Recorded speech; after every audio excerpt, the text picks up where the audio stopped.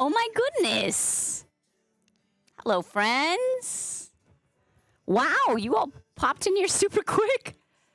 I was like, yeah, I probably have some time to get ready. No, I did not. Hello, how are you? Flava Fade, hi. Wordless, my friend. I know you still got some California love in your heart. You might even still be in California. I am certainly happy to see you. I am certain Liz in the OC. Meow. Hello, cheeky healer. Howdy. No, be entertaining now. But is it not the most entertaining thing when the entertainer knows not that they are being observed? Okay, no, that can be kind of boring. Oh my goodness, good evening. Head pats. Still in California. Well, we're happy you're here, Werlith. I mean, you know, if you're happy you're here. Chaos Child Poetic, hello, good to see you. Oh my goodness. Pinky with attitude, let's go, hello. Good to see you. Oh no, Werlith, we're trapped. It's a trap. Oh, friends, there are worse places to be. Let us not, I mean, I think it's a fantastic place to be. Just some not so fantastic things happening. But I mean, I don't know where, is there some bastion of safety in this world right now where there's nothing bad happening? And even if there is, which if you found one, nice, you know, it's inescapable in this global world. It's Vermont. Oh, I do. There's just not a lot of like really good pop songs about Vermont. RC is here. Ah! Hey, RC. Good to see you. There is none. This space is nice to be. And again, when the spaces that we love are under attack, then it falls to us to remind ourselves what is good about them and what is worth defending about them. So, yeah. Oh, my. The grocery store. The entire store? I'm not okay with that, Dragon! Yay! And here we are. It is good to see you, my friends. Hello. Mr. Sharp and I are still kind of getting used to the whole summer schedule thing. We love our adorable son with all of our hearts. And having him home all day is a little bit of a different, we did it for like four years. So it should be easy, right? It's something. It's something, all right, because parts of it are wonderful. Parts of it are amazing. And then there's other parts. It's just tiring, is all. It's exhausting. Exactly. Ooh, Werlith saying if we give infinite screen time, things work out great. Well, I believe in the power of experts. You've got your passport immigration process over. Dragon, really? Congratulations. I'm very excited for you. I know that that's been on your mind. Oh, hello there. Bunnyco. Hello. Your hair test for was it a 70s show where you straightened your hair? It never ceases to surprise me how long curly hair is. If you're in the Discord and you're familiar with Bunnyco's normal look, she's this gorgeous curl forest of azure. But straightened it for a look, and it is long. I was so shocked. It's gorgeous. You're gorgeous. You know that. Hammer bearer. Yes, it's true. 月に変わって。お仕置きを Bunny. Hi, Ed Brightlight. Oh, bunny, bunny, bunny, bunny, bunny. Bunny, what 2 colors should we make the Raid lightsaber tonight? I would love to kick it off right. And we haven't done a Raid saber in, like, I feel like forever, maybe. So let's do it. But no pressure. I asked Chaos Child Poetic, thank you for the hydrate. What did the ocean say to the sea? Nothing.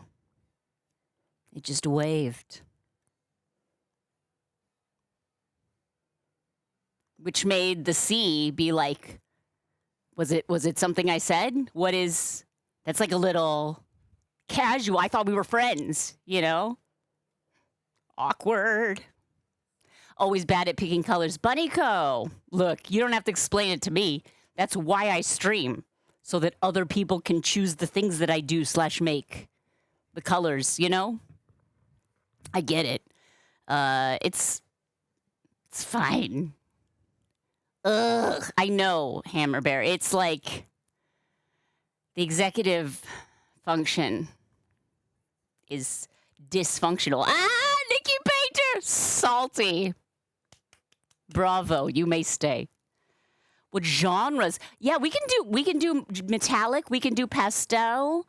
Let's see. In the metallics, I think I might be out of metallic purple, which is surprising because I totally overordered that the last time I ordered metallic, which was a while ago. But I got silver gold, rose gold, red, pink, green, blue, copper. And then the green, I have like a bluish green and then a more lime green. So many options there. In the pastel range, I've got orange, yellow, green, blue, pink. Again, no pastel purple. Why are, well, I think purple's just a very popular color. We go through it quickly. It wasn't over ordering if I ran out.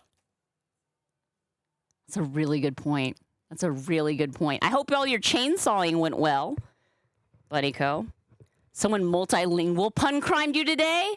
What if you were in jail and you woke up in another universe, but you weren't in jail anymore, and they said, well, that would be isekai.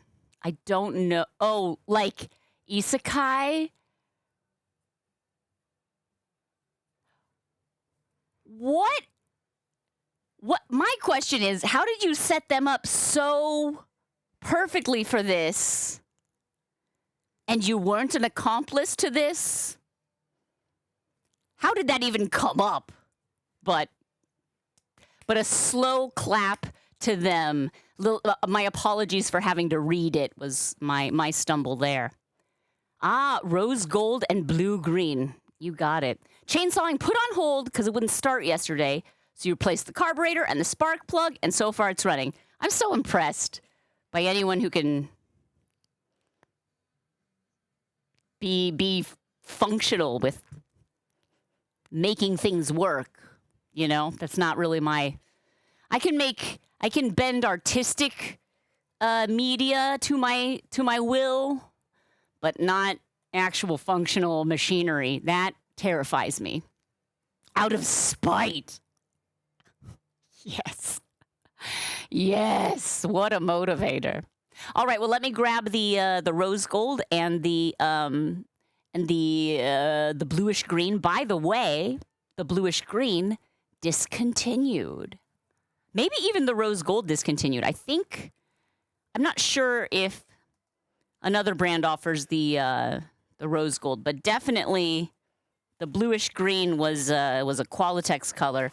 And Sempertex has the limeish green. They both just call them like green, you know, but look at that. Look at that. Gorgeous. Do you have a preference on blade versus handle? I know. It's like she didn't even hear you when you said I have difficulty making choices. But now that we're committed, and I think this is going to look great with my outfit here, my reptile shirt outfit. 6.5 months, baby fool. So biteable at that age. That's what I'm a baby biter. I'm not a monster. I cover my teeth with my lips, but I'm definitely a baby biter. I do love those. Ow, ow. The little drumsticks. Ooh. If it's broke, what are you going to do? Break it more? Ooh, good point. I like that. Might as well YouTube it and try to fix it. Let's go. Rose handle, yes. All right, here we go. You came back to baby biting. That's a pretty... Look. Baby biting, it's always in style. Is it cute aggression? Maybe. Maybe it is. What do you call a short psychic? Yes, a small, medium, and large. There you go. Their heads smell so good. Whoever designed Baby, great job on the smell. This is okay. RC, I'm gonna read all that, but first I want to make the raid lightsaber. Right lightsaber. Wow, it's been one of those days. Tomorrow, Friday the 13th, Jenslin's birthday, if I recall. Yes, a Sharpie Barbie. Sylphine, good to see you. Okay, let's see it. Oh my gosh. Oh, the corny jokes. There we go. There we go. Look at this gorgeous, gorgeous blade. Sorry I did not stream on Wednesday during the day. Earlier in the day, we were filming for a balloon project, which is fun, and I can't wait. Ah! No, buddy code. Now I have no deniability. Shoot. Oh, dragon. Okay, good. Thank you for the future vision. I appreciate that. Your friend drove a golf cart through a soccer field during a game, and then they ran away. Whoa, Sylphine! Streaking, very 1970s. Okay, I will. Stretch. Hang on. Baby Fa. Oh, Warlith, you're just encouraging her. Which, yeah, I mean, like, there you go. Mister is not yet here, but he will be joining us shortly. I can do this. There we go. You got to be careful with the chromes, particularly since these are Qualitex chromes, and so they're probably a little older. I mean, they're definitely a little older. Don't need that part. They are very shiny. It's a gorgeous finish, I guess is the word I'm looking for. When they came out with these, being in the room of a balloon convention, surrounded by a bunch of fully adult business owners, and like having them announce Chrome. It was a big deal. They do tend to be a bit more spicy. Yeah, they're a little bit more fragile. Whatever that finish is does change some tensile property. I may be misusing that term. Here we go. We're writing Bunny Co.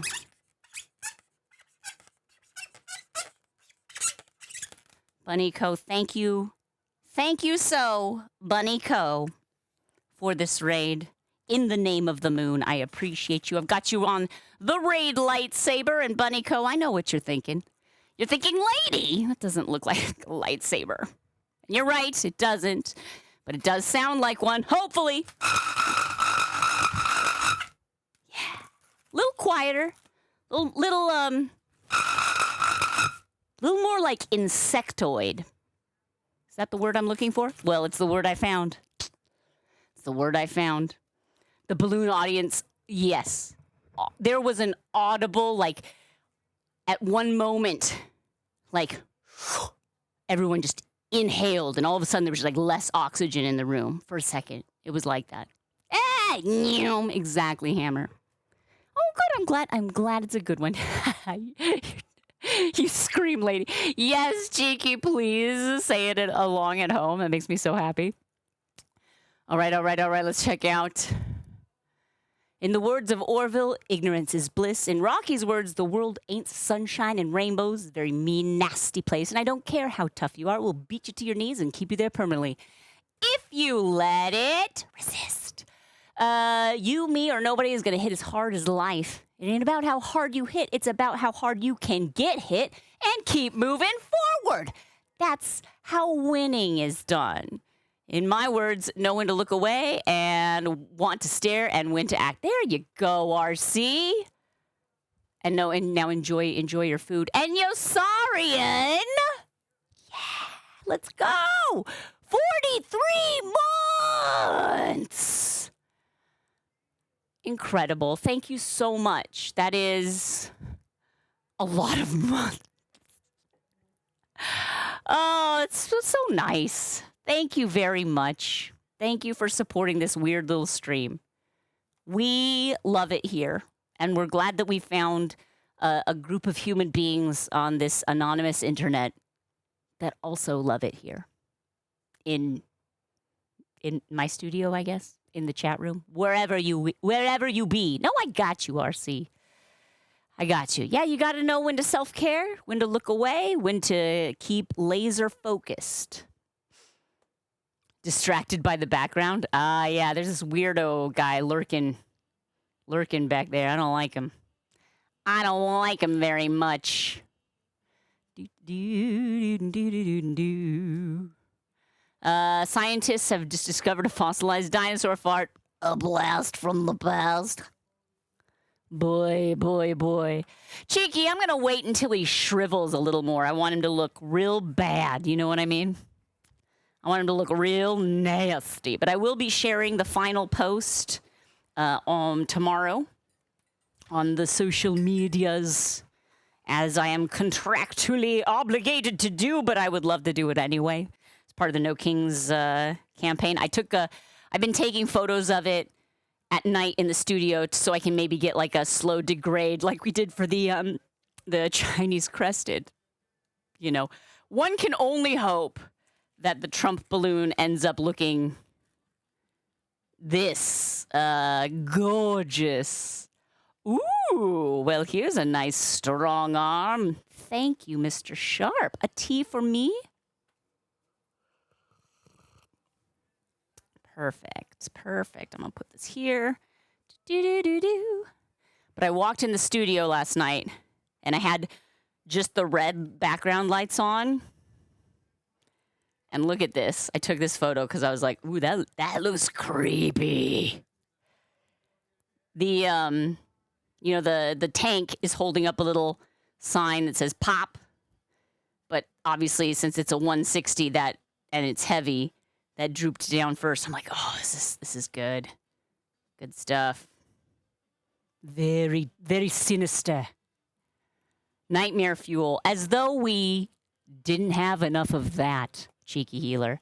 As though we were in need of more fuel for the old nightmares. It's fine. RC, I saw a thread like that where someone was like, there are reports of like bad actors on the LA riots. Not true. I am literally here in my living room right now. Which I thought was a very funny LA sort of a comment. Oh yes, thank you. I had forgotten. Let me see here. Ah!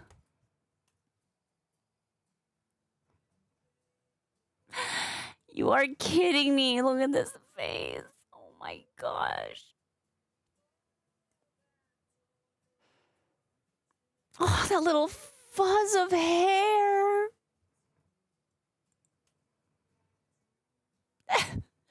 It would just be rubbing the hair right here all day. Ugh. Boop the nose. Boop. Oh my goodness gracious. That old feeling when everything is going so great, you wish for a bump or two just for the excitement. Yeah, everything's going great. Fantastic. And you wore, the outfit that you made and wore to the show that was a hair test. Nice. Nice. All right, Flava, you can wrap it up now. I love you so much, but it's a little off topic. Not that there's a topic, per se. Okay, last one for now. There we go. All right, let's take a look here. Oh, I loved Richie. Richie's Models posted just the sweetest drinking song, or like, I guess, musical toast. I had a drinking song in the Discord, and I'd like to wait until he's actually in the chat so I can get his permission to share that to the internet writ large. But it was really nice, and I recommend you all head over to if you have the Discord, if you're in the Discord. It was posted yesterday at like 4 a.m. But it's very sweet. Richie's usually in the earlier streams because of time zones, but I'll make sure to share that when he joins us again. Good times. I did have a little tiny stream yesterday. Hey, Mr. Sharp. Hello, how you doing? Hey, pals. Mr. Sharp is here. Hi, Mr. Sharp. Yesterday, Mr. Sharp and I went to Chuck E. Cheese's, where a kid can be a kid, a.k.a. Casino Junior, where a kid can learn to be a capitalist. Flashing lights. They put it all on a card now, so you just swipe your card, and they take the credits, and then they also upload your tickets to the card. So it's like a little economy. Oh, Fafra, that's nice. Thank you. Worlith, we get the animatronic terror. Oh, yes. Can you believe we have the Northridge Chuck E. Cheese location, the very last Five Nights at Freddy's inspired animatronic show, at least in California. I don't know how many are left across the country, but yes, we are the lucky few. So I streamed live from there briefly. If you tuned in, you got to see 2 performances of Munch's band. I forget what the band is called. I think the VOD is still up. Oh, yeah. You've never seen a Chuck E. Cheese band. You got a hankering to, yeah, exactly. You running low on nightmare fuel? Is your nightmare gauge, like, to the E? You know it ain't. I like the approach of just telling your kids Chuck E. Cheese doesn't exist. Yeah. Five Nights at Freddy's, Chuck E. Cheese, These are showbiz. fictional things. It's like, it's like a trope. It's a trope in fiction. How was the pizza? I did not have any of the pizza. Ooh, it never mature. It's a scan. The pizza is almost always fine. It's pizza. I'm not gonna hang on it. The bread is toasted to a reasonable level. The cheese is melted on top. It's pizza. It's pizza. I mean, I will say there are pizzas I don't like. Yo, Saurian! Big fan of Chuck E. Cheese, apparently. Well, thank you, Saurian. I feel like I just won a bunch of tickets. Let's go buy some dollar store trash. Saurian gifted 10 tier 1 subs to Tic Tacs, Harry Pirate, something, 815 TNT, Trapezoid, Gojeeler, Bookie Leash, Kota Moonberry, I got there, Green Dragon Galactic, K Fiva, and Yolk Cloud. Heck yes. Thank you, Yosarian. My goodness. Yosarian, you're a real one. Been here through it. We appreciate it, man. It's been a long, it's continuing to be a long journey. The journey continues. The journey continues. Yeah, we've got Weezer right now playing. We've got the California playlist. Crunchy guitars though, fuck. It's me, Cheeky. It's me. Is it too loud? Is it distractingly loud? We've got our California playlist going in the background since I'm not saving the music track to the VOD, so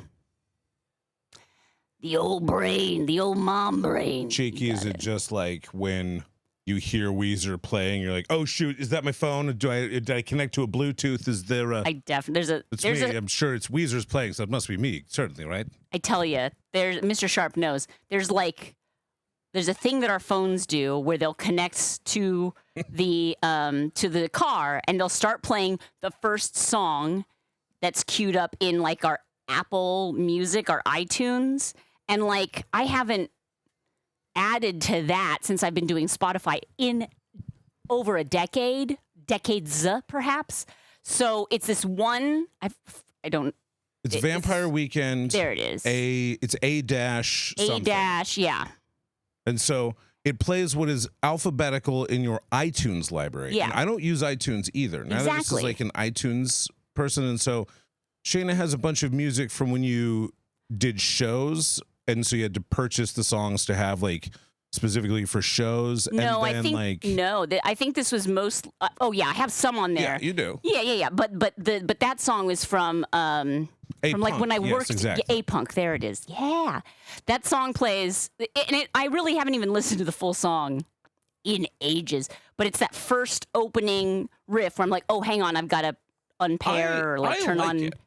I think yours has it's a very positive, like, it's a good, fun, I'm nothing, yeah, I'm not really complaining. Like a heading out kind of music. But if I heard that song out in public, I would immediately assume it was my phone that had like paired with something that was, oh my gosh, is it me? Is it me?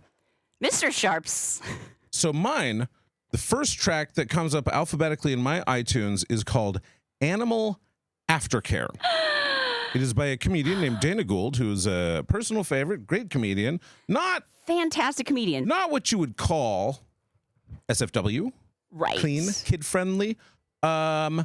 And Animal Aftercare, in particular, I have the opening memorized. Yeah. How does it start, Mr. Sharp? It's a little awkward. And he's so right. He's so right. He's so right. It's a little awkward to be talking about, what is it, to be talking about? Animal Aftercare. So if you think about what those words mean, yeah, aftercare is. We're always rushing to like change the source on the car audio every time that one starts up because it's like, oh my gosh, because he definitely starts talking about some stuff. It's an incredible piece of comedy. Very good. Genuinely an amazingly structured, beautiful bit. It's like one of my favorite, it's heartbreaking, my favorite stand-up comedy bits. Make you cry. Yes, that's exactly what I said. Mr. Sharp likes his comedy to make him cry. Either the person is crying, or the audience is crying, or everybody's crying, and it's one of those. And it's very funny crying. It's not like some stand-up comedy bits where you have to have real feelings. Mostly these are fake feelings, but like it's more that the weeping is like it's because it's part of the crescendo of an opera. It's because it's reached. It's not the penultimate act until you're sobbing into the microphone. Exactly. And so it's wonderful, but like, okay, to turn away all sensitive ears. It's about his dog dying and trying to get it cremated. He starts off by saying, so the dog I least wanted to die died. Which is just a great opener. It's so funny because he's like, not a big momentum builder at the old comedy show, which like, yes, correct. Also not a big momentum builder as you're strapping in your kid, you take him to kindergarten. Not a big momentum builder in life, Dana. So what we got to do is get A-Punk on your phone in your iTunes library. It's fine. It's like upbeat and happy. Anyway. I would. Muted Star, you have the same problem. Good. See, we're not crazy. I mean, okay, mutually exclusive. But yeah, just the fact that it just wants to play iTunes #1 alphabetical song. I don't know who told it this. I don't know who's like, this is a great idea for you, car. Just start playing it. Just don't even ask them if they want to. Just play it. I will. Cheeky, oh my gosh. I'll put a link. You're like, here we go. Oh, well, how's the weather? And yeah, it's awkward. It's actually a little awkward. It's actually a little awkward. It's very funny. Anyway, highly recommend Dana Gould for those of you I will link who the bit. are not offended by mature content. It's actually a little awkward for me to be standing here talking about. Anyway, it is Dana. It is Dana Gould, hilarious writer for The Simpsons. I don't know. He's mostly a stand-up. Like, he's one of those people who, like, their best window is stand-up. Oh, he does it's like an interview show with Dr. Zaius from Planet of the Apes. Right. Some people know him from that. It's not one of my. I'm not Planet of the Apes guy, so I haven't. A song called Abby Martin always plays. Stopped for years, but then it started happening again. My problem with it is, even if I want it to play from my iTunes, because I've been like, okay, fine. If you want to play from my iTunes, like, let's play. It won't shuffle. I can't find a specific song.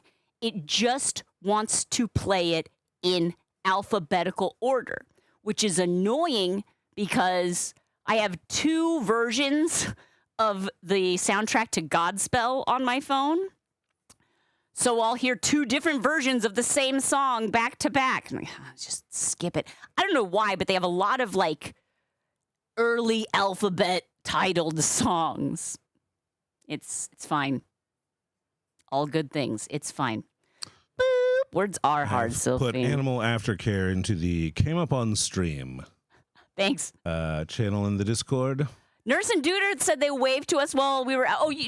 Early, when Mr. Sharp was out and about a while ago. Yeah, that was a little while ago. I was walking between the Comedy Store and the Laugh Factory, and they were like, right you got a little drive-by. Yeah, right in their area, and they were going out. I think they were like going out with like Tay or somebody, maybe that's just in my mind. I think it was like Tay and like Thug Shells was in there, and like Kit Boga. You were there, and you were there. 9.5. They're just like all in the car. It was like a convertible, Makes so they're all like perfect sense. standing up. Maybe it's Hollywood. Yeah. Oh, So that's what it's like here in L.A. Yeah, everybody drives a convertible, Yes, it's true. and like Ace of Spades is great for a starter, starter song. Flava, I like that. Yeah, it was like a clown car. You get it. Everyone just hanging out the window. Yeah, emphasis on the clowns. You know what I mean? Chaos. Pure chaos. In a word, chaos.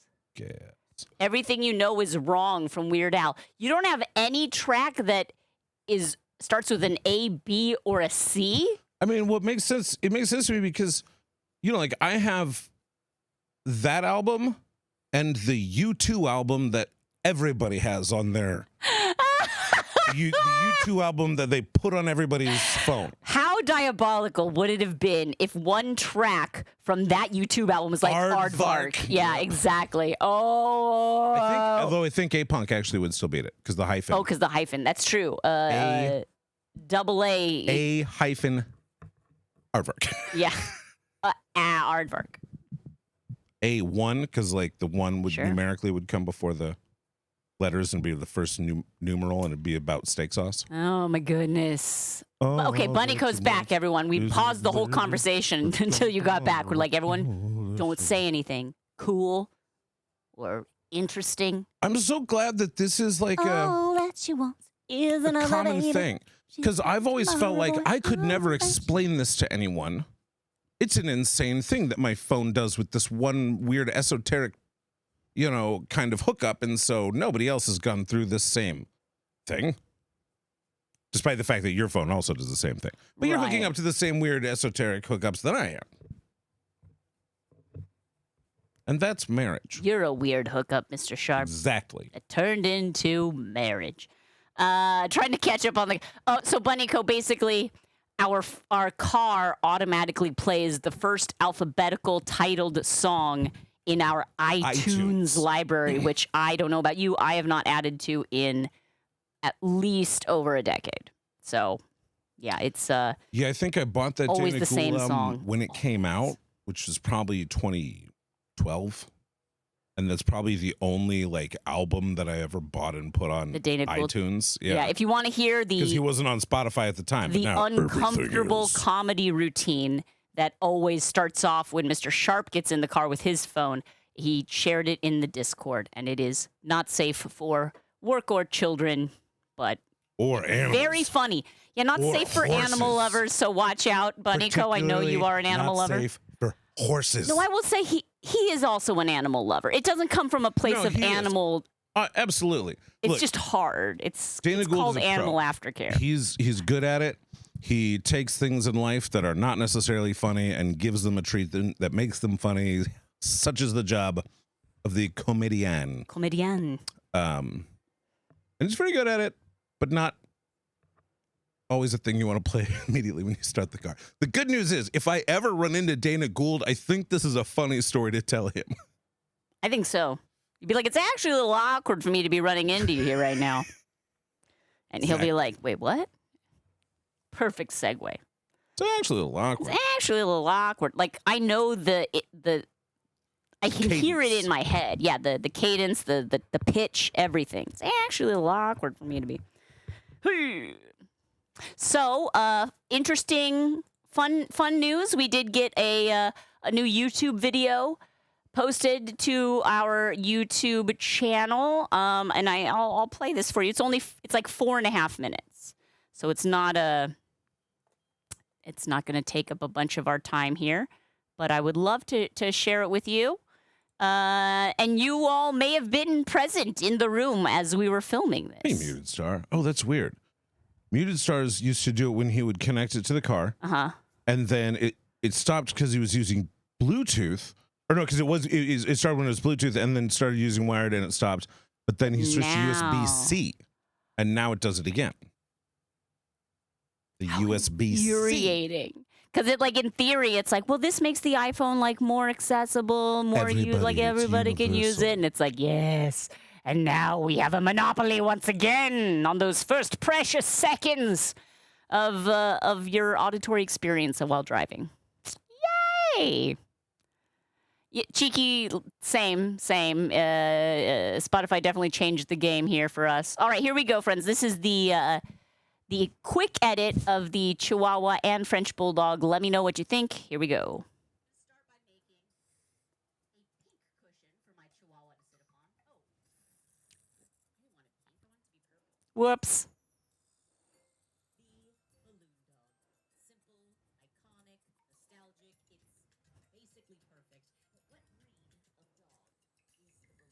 Good question, Shayna.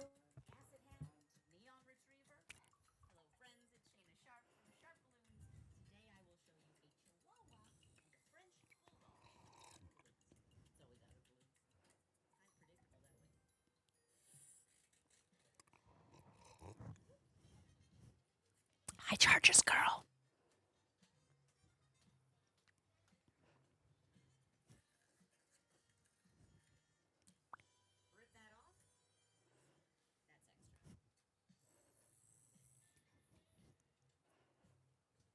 Thank you, Koneho.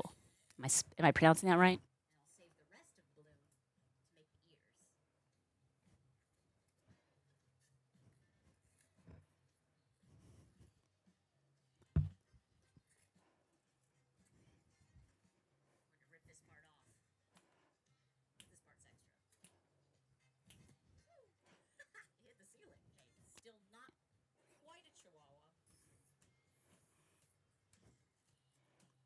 Do-do. This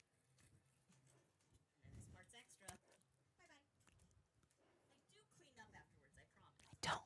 Or like Mr. Sharp. We'll edit that out.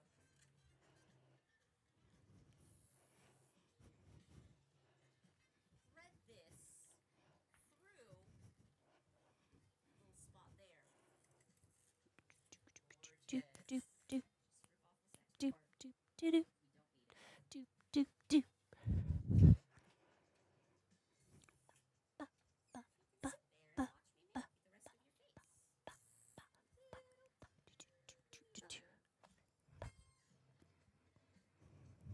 Aw.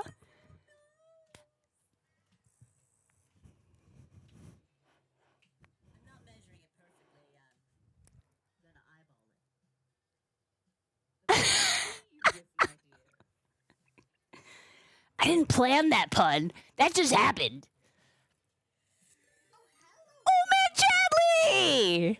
Hello! Hang on, I'll pause this. Like and subscribe. Oh, man, Chadley, how are you? We are just watching a new YouTube video that is completely family friendly and only 4.5 minutes on our YouTube channel. Hello! How you doing? How goes it? What project are you working on? What were you cross-stitching? Cross. Star cross-stitch lovers. Wouldn't say that I'm cross-stitching, but I'm sure not happy about it. I'll show that. Hey, Chadley, how are you? Chadley. Oh, Lego building. Well, that Really? somehow makes sense. It's like modular art, right? It is lovely to have you here. Do you have an image, perhaps, of what you are working on? We'd love to see it. Let us know so we can permit you to share if you've got something to share. Thank you so much. Yeah, what were you building out of Lego? And Chargers Girl, hello. I saw you talking to me. I didn't want to interrupt the video replay, but it's been interesting in Los Angeles. That is what I'll say about that. The Daily Bugle from Spider-Man. Is J. Jonah Jameson in there? There has to be, right? A little. Sure. A JJ in the house. Okay. Chadley, we're writing you on the Raid lightsaber. Chargers Girl, I would describe our weather as hot, but not as bad as it could be given that we are in Los Angeles and it is June. It's true. Also, thank goodness, because we've got a lot of protesters out there and we don't want people getting dehydrated. Because you know how they don't want to cool off? Ice. Okay, so, old man Chadley, I've got you on the Raid lightsaber. Thank you so much for bringing your wonderful community here. I know what you're thinking. You're thinking, lady, doesn't look like a lightsaber. And you're right, it doesn't look like a lightsaber, but it does sound like one. And that was what, hello, fire, hot, wait, I can do this. Fire, hot, Takuga. Thank you. Thank you so much. Friends, old man Chadley does the most amazing cross-stitch pieces that I've ever seen. Intricate. They're huge. Like the most recently was it a Ryu from Street Fighter? Right. And which is like the magenta light and like the blue light. It was gorgeous. And then like the Teenage Mutant Ninja Turtle, just and you spend really good stuff. You spend like weeks on these, right? How Chadley, what's like a start to finish? How long do you spend on these? Right. Ryu was amazing. And how long? Do I have? I might still have it. Let me check in my. In like man, Discord. watching that Ryu come together, it looked cool. Because we got a few. You see, it looks like a Street Fighter. Cool. We were just like the depth of it comes together. We were honored to receive several raids throughout, spaced out throughout the process. So we'd check in every couple of weeks, and it'd be like, whoa! It was so cool. Peace Car wants to do art. Hydrate. But yeah, Chadley, anytime you want a permission, let us know. Or if you just put it in the chat and you get kicked out for 5 seconds, no worries, I'll repost it. Let me see. Open link. I can do this. Shayna can do this. She has the power. Zelda map was 1 year, 6 months. Pokemon was 1 year, 5 months. Holy jamoli. Are you looking at this? Heavenly Tinker. This is cross-stitch. Heavenly Tinkers, yes! 14 months. Thank you, Heavenly Tinkers. Thank you so much. How have you been? It's so good to see you. This is old man Chadley's work. Look, I can't even, can I zoom in on this? I feel like what I love about it zoomed. Is I played a lot of Street Fighter as a kid. Look at that. And it has the feel of the Street Fighter animation. It's not just that it looks like Ryu.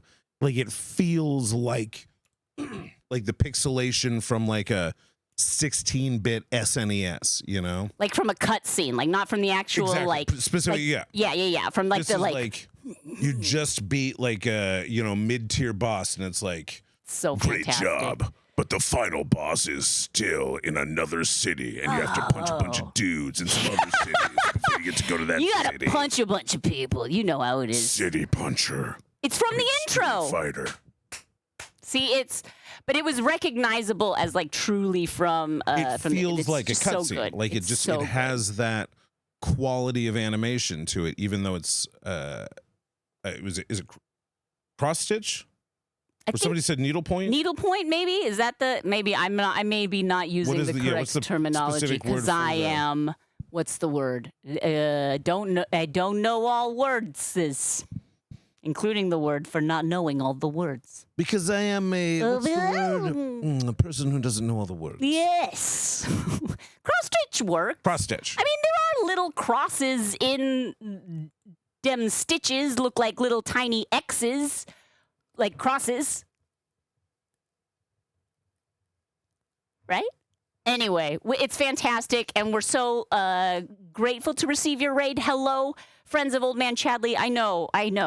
My energy can be a little off-putting. If you're like, what's happening? Why is this lady yelling at me? And who's that other voice? Is that an AI thing? Hi, my name is Shayna. I'm the world's best balloon artist. And I'm joined in studio by my invisible husband, Mr. SharpBalloons. And I. He is an I. And he is in the room Just with one. me, just off Not even that camera. good of one. He's an I who is and shy. Oh, heavenly Uh-oh. tinkers. I'm so sorry to hear that. Oh, heavenly. Hydrate like crazy. Get some rest. We're happy to be your background noise while you recover, my friend. Right, it was only 5 months. Only 5 months. Fantastic achievement. So thank you, Milo's here. Hello, how you doing? Milo Sears here. Off-putting. Off-putting. No, really. Off-putting, like pom-pom pudding, pudding. Look how pudding he is. A pudding. Hey, I worked a birthday party like right after I made this, and a little girl asked for pom-pom pudding, and I was like, psh. Okay, I got you. But I made sure she knew that her challenge was no challenge at all. No, I'm not like that. Maybe a little bit. The Pink Gorilla Store. I am unfamiliar with what that even is. The pun energy is powering you tonight. Whirlith, we exist to charge your batteries with the dirtiest energy source. Puns. Okay. If you don't mind, Chadley, I'm going to head back to watching our YouTube video. We do have a YouTube channel, youtube.com/SharpBalloons. It's Pink Gorilla appears to be like a probably games not a big store? surprise. Oh, a games. Like a board it's games thing? the comedy version of Rolling Coal. You get it. You go. Yeah. The black smoke is billowing into the atmosphere. What's funny about his like nice. Pink Gorilla, but the Pink Gorilla, in Nevada, that seems like it could go a number of different directions. And I was very happy to find out it was a board games store. Where? Oh, I'm seeing if I can find. Eat it, Dad's batteries charged. Enjoying a little lurk. Yeah. City Puncher. Yes. City Puncher. Hey, Love it. son, look, I know you wanted that Street Fighter game for Christmas. The store was all out, but I think I got you. Well, this looks pretty good. It's called City Puncher. Yeah. And you go to different cities and you punch people. It's basically I hope the same thing. I hope it's people that are boy. also aware that this is happening. Dad! Oh, no. It's the knockoff. And then still plays for 8 straight hours. Absolutely. Look, sometimes you got to punch some cities. Ooh, after 4 bags of the kit. Okay, hang on. We're going to show Old Man Chadley's Daily Bugle build quickly here. Open link. Oh, Pink There Gorilla's we a Seattle video go. game shop. He's been streaming from the store for years. Oh, that's cool. He used to make YouTube videos. As DS Koopa. All right. Very cool. Very cool. Heavenly Good to Tinkers. see you, Bamer. It is good to see you, friend. I want you to know some people, life sometimes happens. You need to take hiatuses. Is that a word? It is now. Hiati. And if that is the case, you are always welcome to. Is this it? Yeah, it's just really huge. You are always welcome to pop in whenever life allows you to. Life do be lifing. And you know, you're a parent, okay? Many things take priority over showing up in a stream, right? So we're always happy. We'll try to be the. I'll do my best to be your Sam from Cheers. Is that tooting my own horn too much? Wise Ganges. There you go. And Mr. Sharp will be the Diane. Look at that. The Daily Bugle. I have that cutting mat.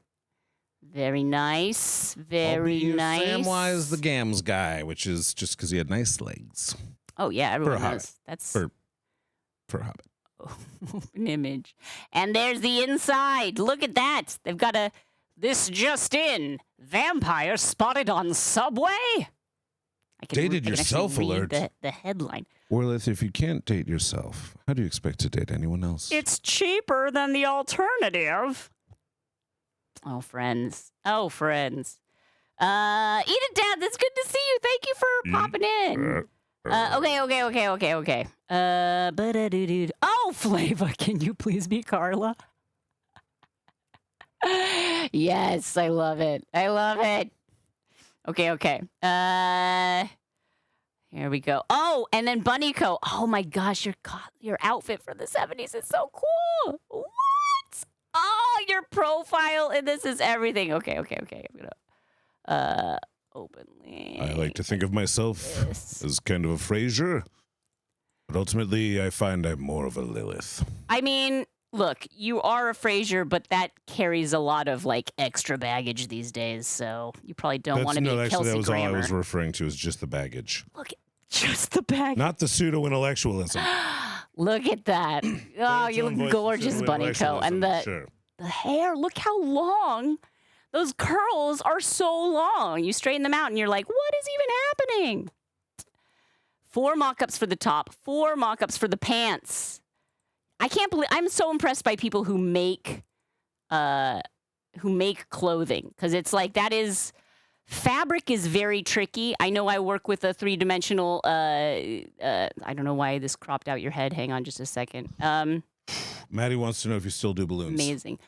Well, Maddie, excellent question. Sometimes. Every once in a while. Actually, I do have a video that I was just sharing, and I would love to show the rest of it so you can see. There's only about like 2.5 minutes. This is a good one remaining, and I think Maddie will really like it. So let's head back over to our YouTube window that we had here, starting our French Bulldog. Do you like doggies? Do you like French Bulldogs? Everyone loves French Bulldogs, probably. Okay, here we go, friends. We're gonna finish up our YouTube video, SharpBalloons, on YouTube. Pick-a-dink.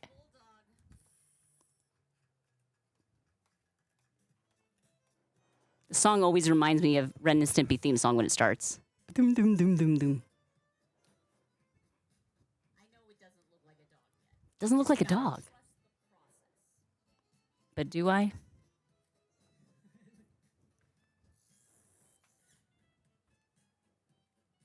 Good night, Cheeky.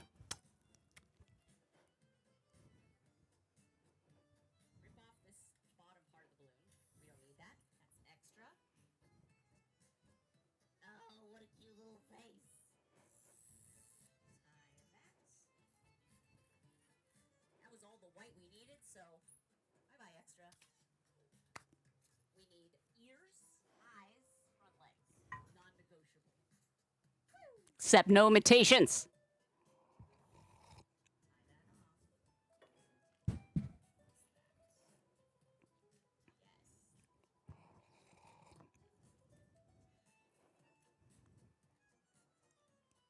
Oh, Beast Car redeemed a hydrate. Sorry, Beast Car.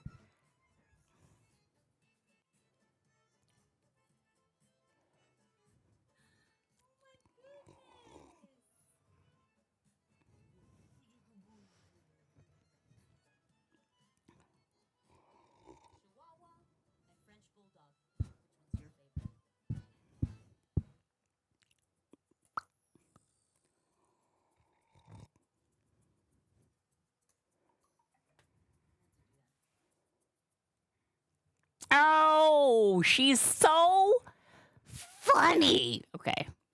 Then there's also like, I'll click. I'm going to turn down the volume. I'm going to let this one roll so the algorithm doesn't think people like navigate away from it immediately. Because I don't know. I'm trying to figure it out, friends. Let's even lower. This is more of a tutorial video for how to make it. I go step by step. It is like, I would say, an intermediate level tutorial. So I don't expect someone who's never twisted balloons before to be able to follow along, but the folks who come to like conventions and whatnot, they would absolutely be able to follow along on this one. So maybe they wouldn't want to though, because it does take like 7.5 to 8 minutes to make that live. So Beverly Hills, Chihuahua. It's a little hard to. That's where I want to. It's quite. Chihuahua, Chihuahua. I feel like I need one more syllable. Beverly Hills.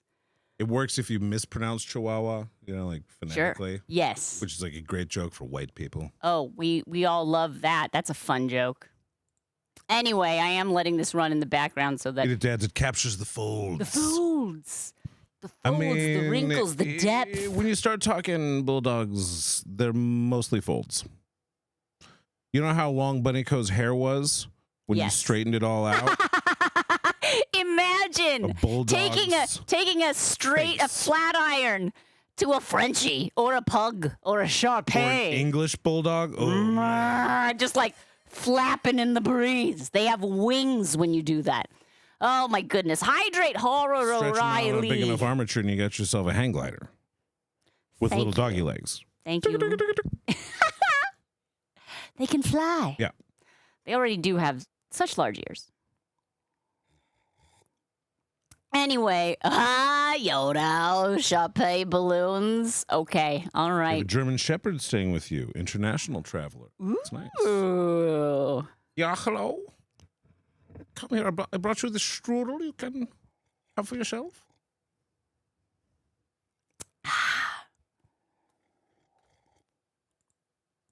I'm marking these hydrates as complete because I have completed them. Excellent. Except for the British Bulldog, who'd occasionally just put you in a sharpshooter. I believe that is a wrestling joke. Ah. British Bulldog was a WWF wrestler. Before they became WWE? I think so. I think he's kind of from a while ago, because the way I know is because I know his name. Oh, right. Because if it was from the WWE, we would not recognize the name. Well, thank you, Green Bam. It went right over my head, but Mr. Sharp caught it. That's why we're a good pair, Mister. Catch a lot of the references that I don't get. Right. And then sometimes they make a reference to like a modern video game, and we're both kind of like, huh? It's fine. It's fine. We're your embarrassing internet old friends. I saw a lady with a very handsome English bulldog today at Trader Joe's.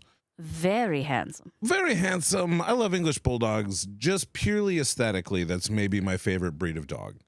They're so ridiculous looking and very tough, but in like a cute, non-offensive way. Very dignified kind of toughness. Is that just because I know that they're English? Very dignified kind of lack of dignity. It's good comedy, but also there's no way that guy was a service dog. You know what I mean? Well, what is the service that they provide, though? Being ugly in a fun way? It could be emotional support. I'm aware that is kind of a thing. There are also like seizure dogs. I've learned to like not judge if someone says their animal's a service animal if they're not being disruptive. I don't think she was saying that it was a service. Oh, okay. It was just in the store. Is what you're saying. Oh, okay. Well, like, I mean, was there a rule against it? Probably. It's a grocery store. It might not be hygienic. I think there is, and people just don't ever enforce it because people say that it's a service dog as soon as you bring it up. But what's frustrating is that service dogs are well trained and, of course, know the job that they're doing. And this guy, well, I mean, he knows his job too, which is to be charismatic and Walk like this. walk like that, and to have an underbite. His job is to show us the bottom teeth. And he was doing a great job. Show us the teeths. He was showing the teeths. It's true. Ooh, and we have a haiku redeem from Horror O'Reilly. Sharpie, icon, fly. And flavor, that is the other thing. Like, I would love an English bulldog, but I'm probably never going to go to a breeder. I'm never. Oh gonna, yeah, no, like, go you to gotta. I feel like you gotta rescue, or you know. That's the only thing I would ever do. You gotta.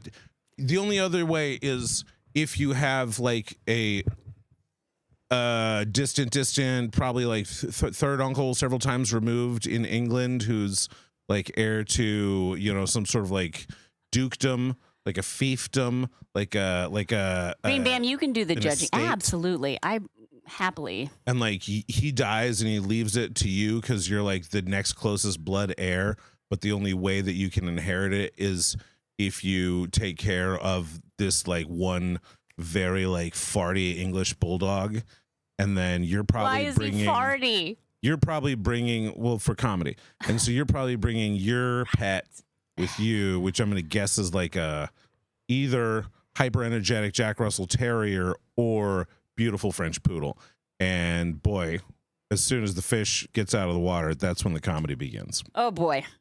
That's the only scenario I can see myself owning a English bulldog.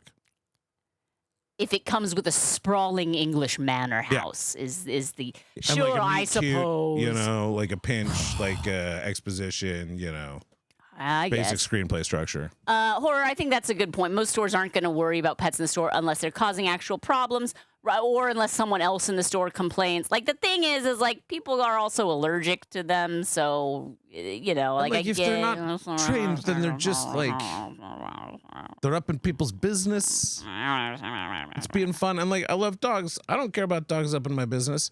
I'm really not happy when I'm there with my son, who's like nervous about dogs. Yeah, people's that's dogs the are up in thing. his business. He's and like a it's lit. cool. Not, I wouldn't say like it's a phobia, but he's definitely He's nervous. very nervous. He's been knocked down by big dogs that people either have had off leashes or that are just very enthusiastic. Right. Never attacked by a dog, but when you're smaller than the dog and it knocks you over, that's still trauma on some level, right?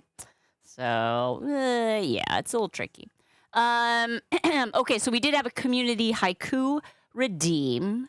I'm going to throw this down, the music, and throw up our haiku music. There we go, friends. A haiku has been redeemed by Horror O'Reilly.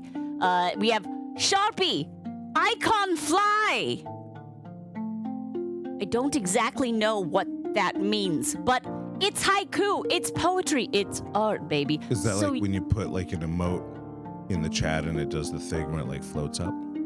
Sure. Sharpie icon. Let's call it that. Or Horror, you can feel free to clarify if you like. If not, friends, let your icon flag fly. Please compose for us a haiku that's 5 syllables, 7 syllables, 5 syllables on whatever that topic means to you. We will read them out loud as they come in. Let's. Painter's not happy when they have to tell the cashier at Smart and Final someone's dog relieved themselves in aisle 7. Oh, icon fly is a pun. I can fly. All right. I believe I can fly. Although, should we really not? We probably don't need to give that one any more air. Yes, friends. Icon fly is the subject. Chaos Child, whatever that means to you. I can fly.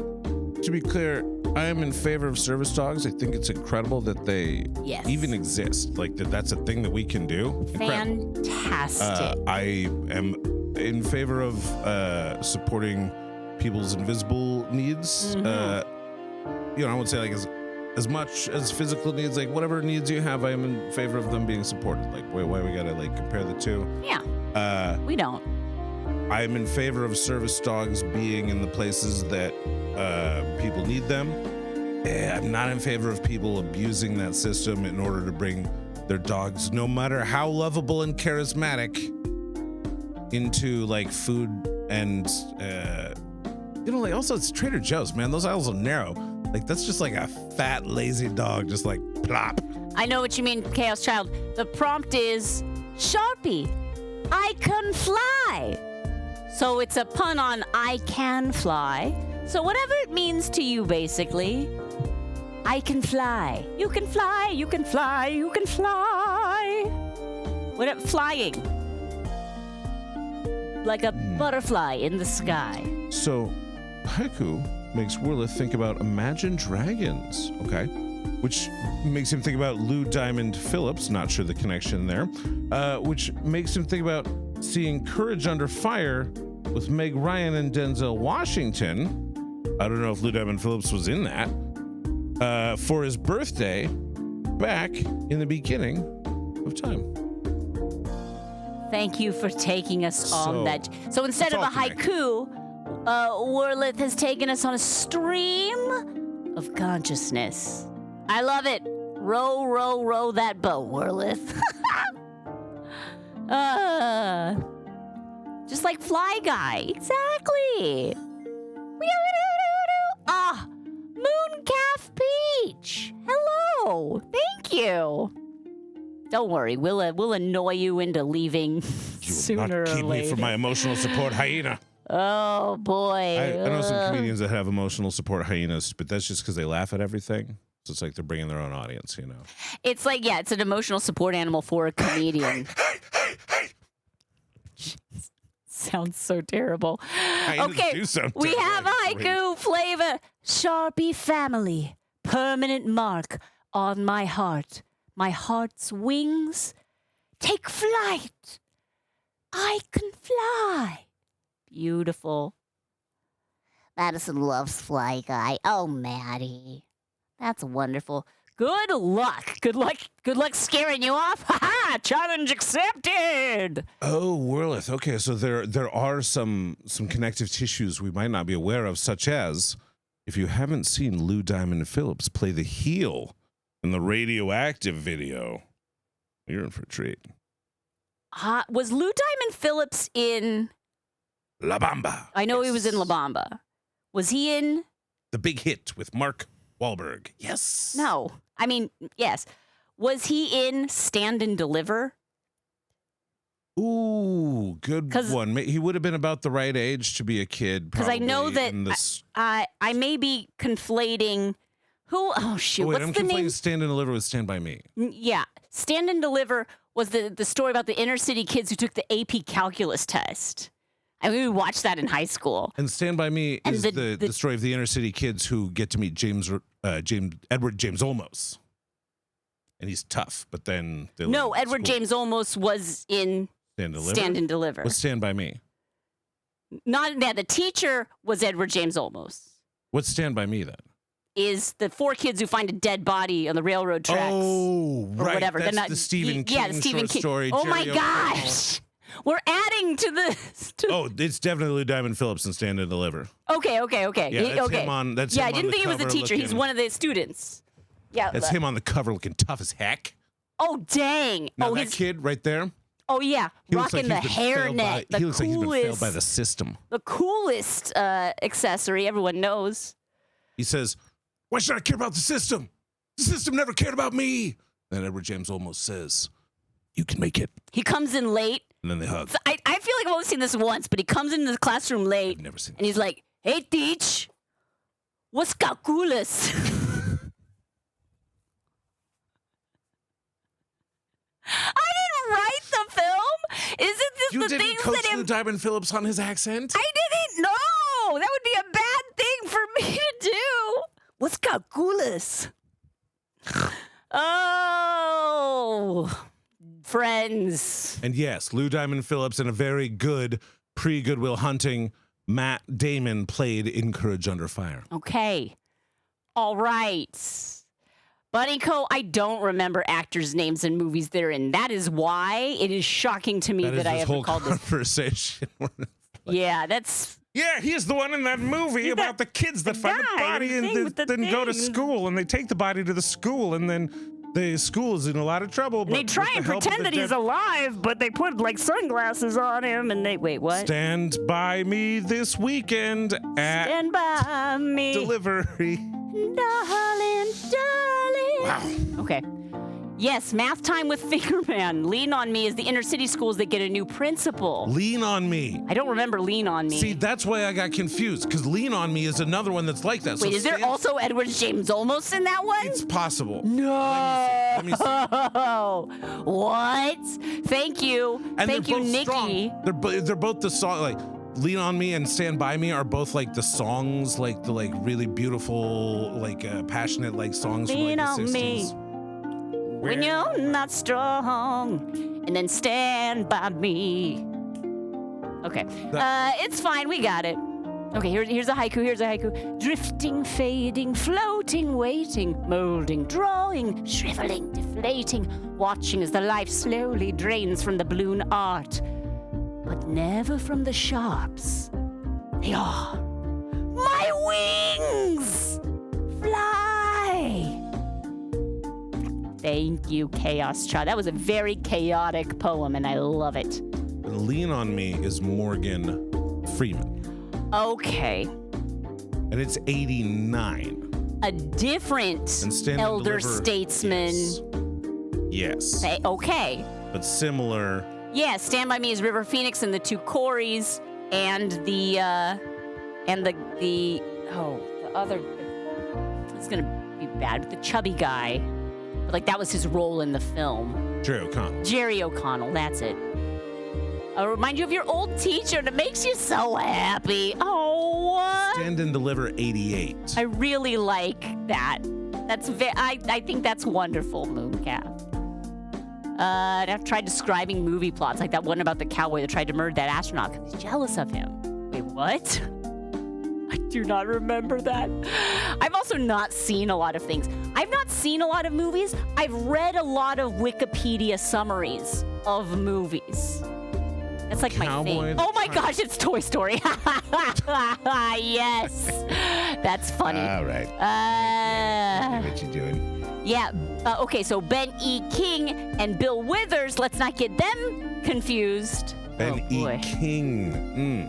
Okay, thank you for the heads up because I am not good at knowing my audio levels because my monitor's quite quiet. Deliver and Lean. It's a rare movie about a drink server in Houston. And his boss is like, hey, if you got time to lean, you got time to clean. Oh, he's man. like, I'm delivering. And then Academy Award. Yeah, you get it.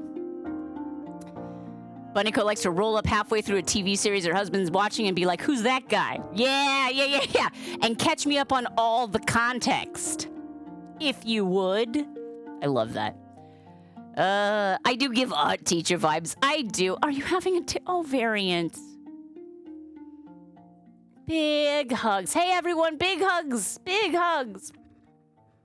I can't hug the camera that effectively, but I'm sending them out to you, my friend.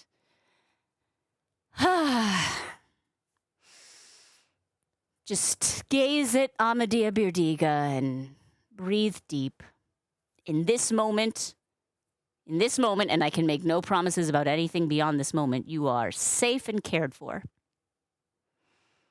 Oh my goodness. Most fast food places, yes. Leanin' and cleanin'. Oh no, Moose, it's fine. This is like the best way to hug people who need a shower. Frankly, I could use a shower myself. Shh, now presented in Smell-O-Vision. Oh, I did, Mooncalf. I think a lot of people are having, like, hard times. It's, like, existentially tricky right now. To that end, we had a stream earlier this week where we were talking about, like, designing. We doodled some art because it pleased us to do so. That's, why not? Why ever do anything for another reason? And I actually did throw it onto a sticker. It wasn't because I'm looking to make a huge amount of profit. I certainly am not. But it's just been on my mind, and so it is for sale now on our fourth wall. I haven't done new merch in forever, but all I think there's a profit margin of $5 per sticker. I make $5 per sticker after what fourth wall takes, so we're going to donate all of that to VC Defensa, which is the nonprofit organization that our friend Leo runs in. Hang on here. I'm trying to talk and navigate things at the same time. Oxnard. The 805. Here we go. I can shrink this down here. I'm showing you my like back end. Ooh, pardon me. I'm showing you the back end. But this is it. The California Love design. So it's I've literally just uploaded it to Fourth Wall like earlier this evening. So I don't know if the border is clear or pink on it. It says it's kiss cut. But Kiss cut. Yeah, where they crop the sticker so that it's like to the shape of the image. The shape of the image is a rectangle. It's not really that impressive. But there it is. A variety of unhealthy strategies. There you go. There you go. Oh, Mooncalf, that can be hard. Because not everyone... Yeah, no, I get it. Where it's like, you're complaining about such little things when compared to how it could be. We should all remember to be grateful for what we do have. And I'm not taking away from people who need to vent from time to time, but it can be, they're asking you to do a little bit of emotional labor that they didn't know that they were doing that, but that's pretty hard. Friends, be kind, be kind. But there we go. That is the California Love. We've got the California bear with the Banksy balloon. Yes, this is a blatant. I came up with neither of these two images. It's a pastiche. But I think you should pretend that you came up with the flag. I came up with both of these images. Both the flying heart balloon and the bear on the California flag. My idea. Originality. Anyway, love to anyone who wants and needs it. Tiger Fire, yes. Love to all. Love to all.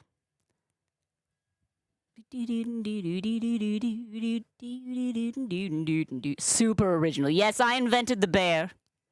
I did. I invented the California grizzly, and then I personally hunted it to extinction so that no one could copy it. She was unhappy with her original design.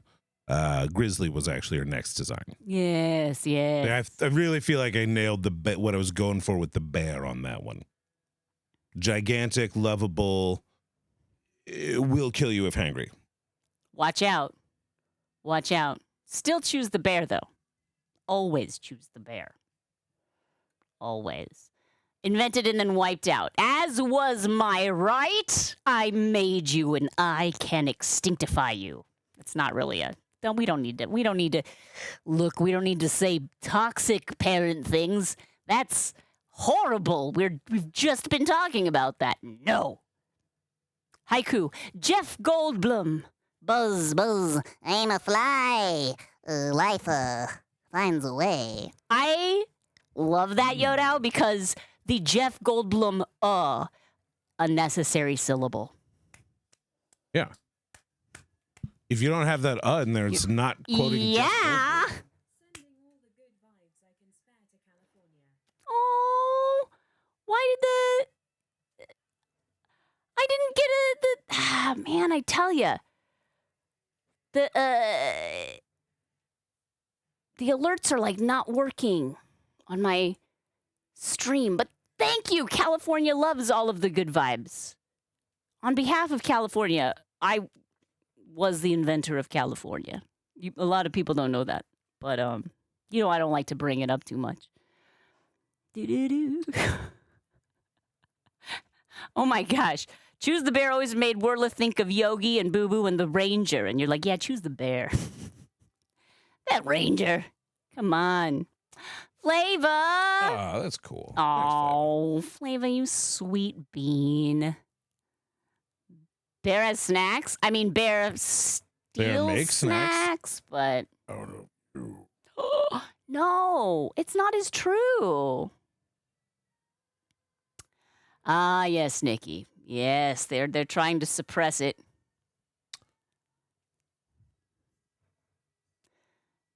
Variants, yeah. Transliberation now, no backing down, no compromise. What does compromise even mean in that situation? Like, I feel your frustration on that. I also feel like people who are saying protect the dolls, at the very least, their heart is in the right direction. But I feel, Laura Jane Grace put out a song today called "We're Black," which is just kind of the vibe of LA Pride right now. For those that are into that, Varian, I don't think she's probably like your speed genre wise, but she's definitely a mood. I like it. While maintaining Probably full not for safety and everyone. anonymity, you can say that people in the Bay Area are holding it down on the front lines opposing ICE. Hear, hear. Everyone, please please do what you can on the 14th. Find a way to engage with the No Kings campaign that keeps you safe as you need to be, and your loved ones as safe as they need to be.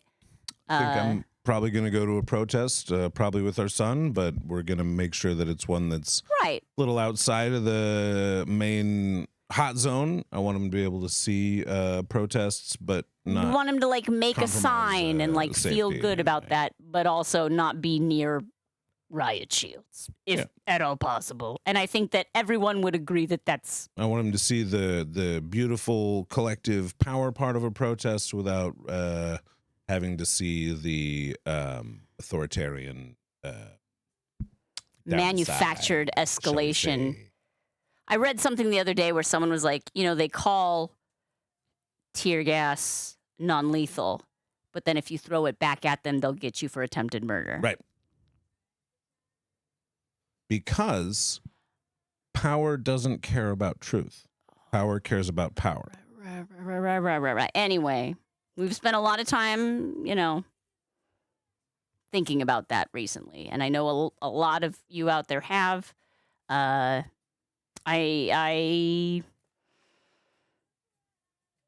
am happy to see how much is planned to happen on the 14th. Nikki Painter. What a conundrum. Living in Sacramento and having a No Kings protest. Right? I suppose we actually and have in the Los same Angeles, conundrum here. I yeah. literally I was looking for images for the sticker. I was like, Los Angeles Kings. Oh, right. Yeah, that's like a thing. shoot.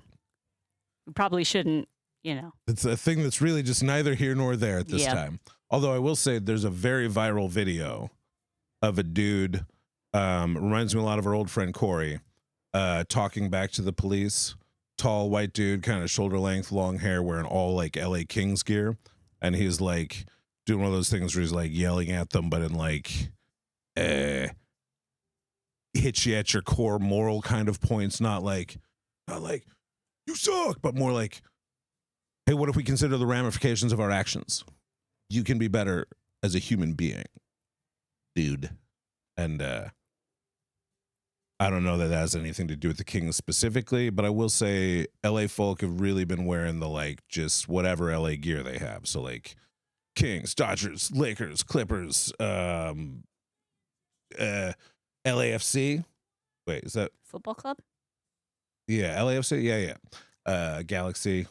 Yeah, I agree, man. The 14th should be fairly safe in most places and should be just large scale crowd thing. Yeah. Yes. I agree. I think the places where you probably want to avoid are directly outside of federal detention centers and the federal buildings, which will have justification to call in external security, right? But then there's plenty of protest locations that are not right downtown outside of the federal building. So they're literally everywhere. NoKings.org if you want to find out more information about something that's happening local to you, because I guarantee there's something that's happening within, like, let's say a 2-hour drive of you. And I know I just said guarantee, and I know that was an irresponsible use of that term. But since when have I ever been bound by that? I'm not an elected official. Take it fair. You saw that guy, you know who I'm talking about? That's good. I'm always so much happier as soon as you get confirmation from at least one person. Like, all right, you know what I'm talking about. Yeah, no, I mean, I agree. I think that one thing that uniforms and riot gear tend to do is they also dehumanize the person on the inside of that stuff. You know, like we talk about them dehumanizing protesters, which they do, and which is more important since they are more vulnerable and in the moral right. But let's not even go there. I think that if we let go of humanity, it gets dicey. So, you know, do our best to talk to people like people. These are mass actions, both, you know, the protests and also the police and ICE and all of those things. But as part of mass actions, it's all individuals. Every single person there is an individual, and all of them are making their own choices in those moments. And it's easy to be like, the cops versus the protesters, but that's not how it is. I see your point, Variant, and I am mostly with you, but I also think that there's a chance that someone can be reached and can find a new line of work because this is something that they find distasteful and morally repugnant. That they joined out of a sense of idealism for something that ended up not being. Like, this isn't what a lot of people signed up for, particularly like in the National Guard and the Marines. Like, this isn't what they want to do. It's not what they swore their oaths to do. And so, like, just... And also, you know, talking them down from making malicious choices in the moment is valuable, even if it's not getting them to reconsider their entire life and, like, you know, put down the badge and gun or whatever. Even if it's just convincing police not to escalate violently, that's a valuable thing, you know, because especially violence in groups like that is the type of thing where it takes one or two people cracking to make it permissive for the rest of them to crack too. And the more you can hold that, you know, everybody's staying peaceful line. And yeah, it sucks to have to be accountable for their violence in that way. That's not a fair thing, but at the same time, you know, we're trying to de-escalate everything. We're just trying to reduce harm. At the end of the day, harm reduction. Harm reduction. Let's do what we can. I love you all. It's impossibly difficult, and I'm Superman. The directions from Lex Luthor. Yeah, no, you know, it's true. So many people who like love Star Wars and love, you know, Punisher and love all these things that are Rage Against the Machine, and it's like maybe like listen to the messages of that art. I don't know.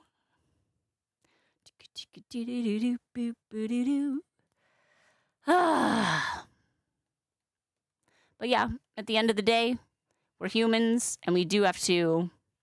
I hopefully, my most sincere hope is that I'm so upset that the word woke fell out of fashion. I saw a great quote from Pope Leo the other day. Right, correct. I don't remember the what was. Oh, bored at home. How you doing? Come be bored with us. Bored at home is here. Hi, Time Roller. Hi. Oh, friends. We're so happy that you're here. How you doing? How was your stream? What were you getting up to? Hello, Raiders. My name is Shayna Sharp. I'm the best balloon artist that you've ever seen. And I'm here joined in the studio by my invisible husband, Mr. SharpBalloons. Hey, pals. And we're just hanging out. We're, What are you guys playing today? What at home, Raid? Boika. Hello. Welcome. What's verdant? Verdant. Tell us about it. It sounds like lots of greenery, plants. I loved the term woke. I thought it was good, and then they made it into like a thing they could make fun of us for, and it's like, how come they get to choose? That's the worst. What if I bend? Let's do it. I don't want to break. Okay, but I'm gonna write board at home on the Raid lightsaber. Echo, yeah, Bunny Coat picked it. We got rose gold and chrome green. The Qualitex chrome green, which is a nice like bluish green. I really like it. Okay, board at home, going on the saber. How was Verdant, friends? Did you enjoy it? Board underscore, right? Yes. Underscore. Home. Wonderful board at home. Thank you so much for bringing your friends. Whoa! Yeah, sorry. Weird little commercial there for a little sticker that I just designed. We are donating all profits for sales of the sticker to a VC Defensa, which is an immigrant rights group that is working very hard right now to support victims of these illegal kidnappings. Hey, how's everyone doing? Board at home, I've got you written on the Raid lightsaber. I know what you're thinking. You're thinking, lady, that doesn't look like a lightsaber. And you're right, it doesn't look like a lightsaber, but it does sound like one. Barely. It's a little quiet. Chromes can be a little finicky sometimes, but they're so beautiful. They're worth it. There it is. We're happy you're here. We're happy you're here. Stay woke was old school black guy lingo. It somehow turned into like nonprofit progressive jargon and then the new version of politically correct. I didn't realize that variant. Oh my gosh. Accords with our organization's officially political stance. Interesting. Oh my goodness gracious. Jen's Lens. Hey, Milkshake. It's almost your birthday. What? Jen's Lens, I saw that you were Your out, grad cap was so cute. You know, holding space, and I appreciate that. Good work. Good job, Jen. Jen went to a protest and was home before curfew, which good on ya. What a week. Sometimes you get your new left mouse jargon mixed up with your Cockney rhyming slang. Oh, boy. And it's all apples and protest signs. Apples and shoot. There's got to be like a I don't know apples what. and pears. You know, like apples and pears, but you switch out pears for something that would have like lefty. Yeah. This is pun math. I'm sorry. Pun math. Pun math, friends. We get it. We get it. Pun math. All right. Mooncalf Peach asked me for squats like 27 minutes ago. Mooncalf, I apologize. I gotta work my calves here. And then we gotta do a stretch Stretches for variant. as well, Okay, so yes. 1, 2, 3. Oh, my knees are cracking. 4, 5, 6, 7, 8, and 9, 10. We're gonna hold that 10th one. Let's go. Squat. Not like apples and pears. It's like apples and Protestants. Oh boy. Not quite had the math I was looking for, bro. It's all good, 25A. You close enough. And I got to do a little stretch. I saw Jensifer Lensifer had the most adorable grad cap. The Winnie the Pooh and crew. We love it. More squats. I see that, Bunny Co. Who's night-nighting? Flava's good. Flava. Yeah. Mwah. Flava, we love you. Night night.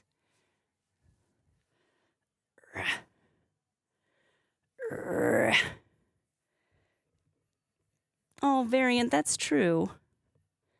We overthrew the Tsar, got the Brits out of India and Africa and Ireland, and actually got remarkably close to a world revolution in times much darker than these, with much less communication to the masses. We are a number of times stronger than we realize. Someone made a post the other day that was like, imagine how easy it would be to spread this disinformation if there weren't for like all of the social media showcasing the peaceful nature of the vast majority of these protests. It's it was really like, yeah. interesting because you can see photographs that are scary and you can see 7-second clips that are scary, but you don't see a lot of 2-minute clips of protesters that are scary because it's really hard to find. Editing, my friends, it helps you lie. I should know. I edited together YouTube videos. There's I really appreciate Green Bam, for a lot of things, obviously, but Mostly for helping me with my pronunciations. I've been talking to him about kind of philosophy regarding protests and streaming and recording and those sorts of things, and the good and the bad and whatnot of it. And it's a lot harder to get away with fascism when you're on camera.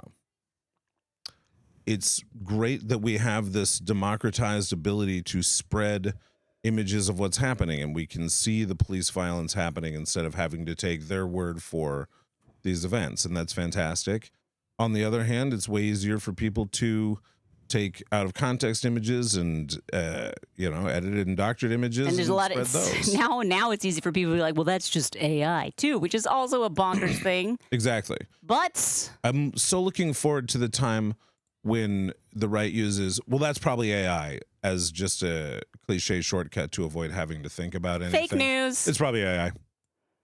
And of course, their stuff will never be AI. No. That'll always be. Have you seen this video that proves? Nice. I'm looking forward to it. It's going to be fun. It's going to be fun. There we go. This is Jen's Lens graduation cap. Look at this. It's so beautiful. We believe in you, Jen. We do. You're not fake news, Jen. It's just what Big Grad Cap wants you to think. What? Incredible. I say that, but like there is a Big Grad Cap. Oh, yeah. No, there's definitely What's big cap and gown, Yeah, right? what's the name of that company? There's like that one company, the like high school rings company. Oh, That, like, for some reason, yeah. It was always weird to me. Like you'd be at high school and they'd like pass out the catalogs. I'm like, what company was like Jostens? Thank you, Jostens. 25. How did they? Is 25 how I should pronounce your name? Yes. How did they get in? The Jostens monopoly. How did they sneak that monopoly in? Big cap and gown. I mean, I love it. I love it. I mean, I don't love it, but Good night, Alex. Or unless you're saying night sharps, like, hey, night fever, night fever. Oh, hello. Keeping up with the Jostens. Keeping up with the Jostens. Yeah, no, I remember Jostens. I had a high school boyfriend who had a class ring. Right. And it was expensive. Like at the time, it was like $300 or something, but like my high school brain was blown by that. And then just the cap and gown situation where it's like, well, I mean, you have to have this color and you have to wear like this. Well, I mean, look, I'm not an academic. I have a high school diploma, and you're very welcome that I got that far. But I don't want to brag. I'm friends with a lot of people that have graduated, and I've heard tale. Wow. Yeah, Great no, brag. I know. It's like, whoa. Really top-notch brag there. Whoa. Yeah, hey, Warlet! How many times have you had to buy one of those How many times have you given Jostens money? Echo, just wanted to stop in and say hi. Lots of driving to do. San Francisco tomorrow, Reno Sunday. All right. I like road trips. I really like them. So I hope you enjoy yours. Get a lot of good music. And may you always find clean restrooms on your journey. Oh, Whirlith. Please, you're dumb as educated rocks. Spookily. Again, high school diploma. Don't get it twisted like a balloon. Varian, I did see that one. Yeah. Yep. Oh my gosh. Yeah, just dirty bad faith tricks. But it's also like so. The thing is, when that stuff happens, it's so obvious that where it's like any amount of research. Picture and you're like, what? This is not. Any right. amount of like probing will uncover because it's not a truly strategic mind that puts together that sort of a stunt. You know? Yeah, you're sorry. We're playing our California Ode to California playlist that Mr. Sharp put together in Spotify. Did you post the list, the link to the? Oh, I don't know that I. We'll share the link to the Spotify playlist in Discord. Oh, Flava, I thought you were going to sleep, but I get it. Yeah, with all those graduations, they get a lot of that money. Yeah. It's the truth. You're going to Reno to see a Floridian friend. That sounds like a euphemism. I'm going to Reno to see a Floridian. Got to go to Reno to see a man about a gator. Yeah, don't believe the hype. I think for the most part, trans people are too aware of the precarious nature of the world that we currently exist in to do anything so flagrantly stupid, you know? Anyway. You know, and also at the same time, we got to remember that, like, any gigantic group of people, any race, any religion, any whatever gigantic category, there's going to be people on there that are cool and people that are not cool. Yeah. And you can't take a group. This is one of the things that the right is doing right now in regards to immigrants. Where Oh, they're like, yeah. Well, look at this guy. one is a drug dealer. Yes. There So are let's get millions all of the immigrants. abuelas out, too. And the fourth graders while we're at it. What's really hilarious to me right now is I have an aunt who's very anti-immigrant, and she's like, "Well, they're drug dealers coming into California," and I had to resist reminding her that you moved to California as a drug dealer. You were a teenage drug dealer. That is how you made the money that got you to California, and yet somehow that time it was okay, lady. Well, I was born here. What? Yeah. Also, yeah. Come on. Anyhow, that's personal. That's more of a personal. That has nothing to do with maybe a any little of less these of larger the arguments. I'd like to take the time to remind everyone we're a Muppet Show PG stream. You probably can't try that on most your part. aunt. Yeah. Hey, here's a fun argument that you can bring to your next family holiday. Yeah. Yes, that's true. All of the Twitch balloon artists in California on Thursday night are cool. Unimpeachably so. Books and all the data that I have. All the data that I have backs that up. Humans have weaknesses. And they also have remarkable potential. Yeah, exactly. Of course, you've been around horrendous trans people. You've also been around tons of lovely people, trans people. You're around a lot of trans people. Like, this is just like the nature of bell curves. People. You know? Human beings. Yeah. And so you can't just be like, well, but this one group had a jerk in it, and so we're not letting any of those guys in. No. Ooh, Green Band. Not how it works. Do let us know how that goes. Can't wait. Let's see. Yeah, sure. Remind her of her drug dealing hippie days.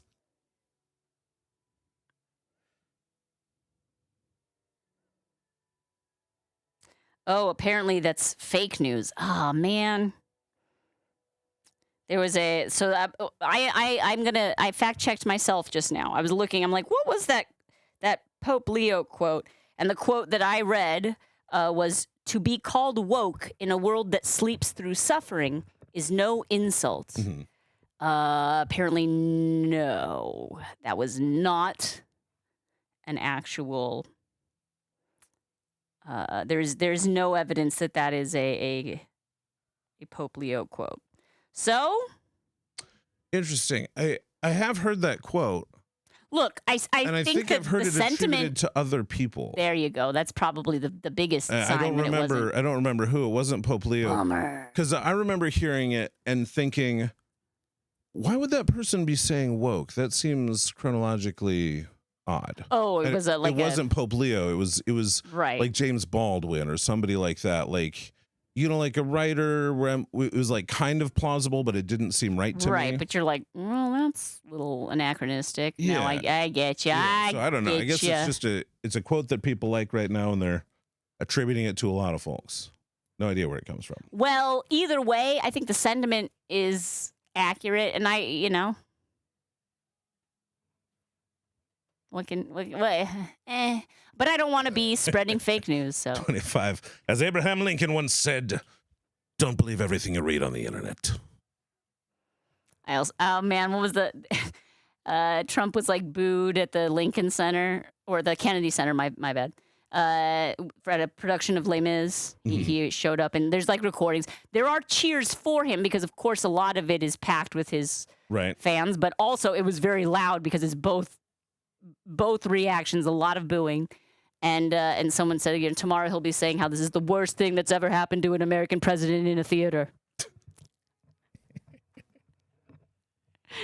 I love the jokes that people are making. Humor is one of my most favoritist of things, and it keeps my heart from being too weighed down by just the everything. There you go, Miss Articulation. Whenever there's a quote like that, it either eventually ends up being like Gil Scott Heron, yes, or a random line from like 2.5 Men. Chuck very insightful about the human condition. What can you do? No. You can see why I said Lincoln Center, because my brain was trying to skip ahead to the punchline. Richie, thank you so much for that delightful song that you shared in the Discord.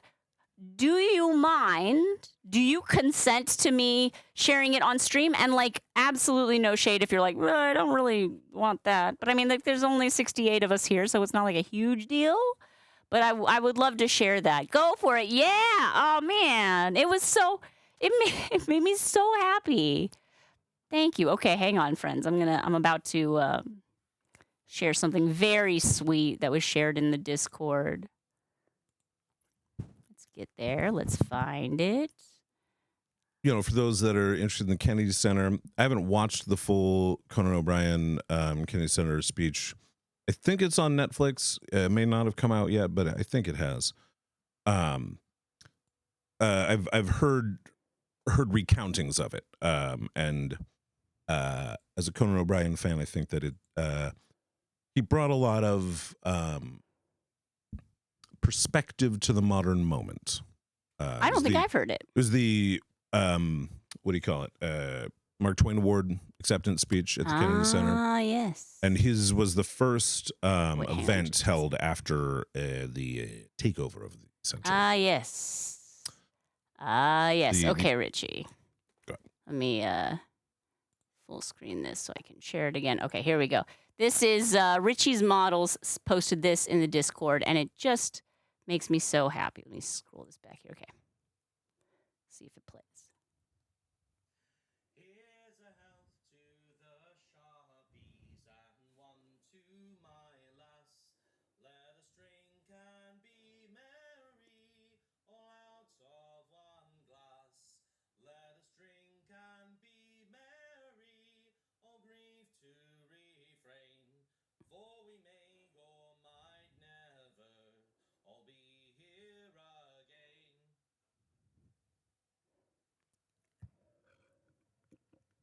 Don't people do toast like that anymore? I know. Oh, it's beautiful. Thank you so much. That was just like the sweetest thing. It made me feel so. I definitely did a little tearing up when I first heard it. I was like, oh. Richie, do people actually like in like UK pubs actually do toast like that, or is that more just like a fun anachronistic thing? And would you call that a toast? Would that be like a it's not like a drinking song. Oh, it's more a sea shanty. Okay. Sea shanty. Okay, there we go. Well, I loved it. Thank you so much for sharing that with us. Friends, if you ever want to, share something similar with us, we would love that. Anything to cheer up the community in times of unrest, global. People do toast like that? That's so great. That is wonderful. Just like in a pub, and you just hear that start up, and does everyone like get quiet and listen? Or does people all sing Do they along? join in? Because it's like, Oh, we that's know good. this one, so let's all, like that would be great. Oh, that's good. Ah, beautiful. Just the Nancy Sinatra. Yes. San No, this is Fernando Peggy Valley. Lee. My bad. Peggy Los Lee. Angeles Blues. Peggy Lee.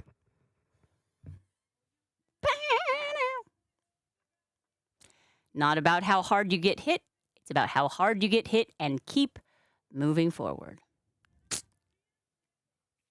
You starring? Did you have a track in mind in general, or you're just saying Yeah, if you've got a suggested track, we would love to add it. "One Fast Mover I'm Gone" by Ben Gibbard and Jay Farrar? Interesting. Based on Kerouac. All right.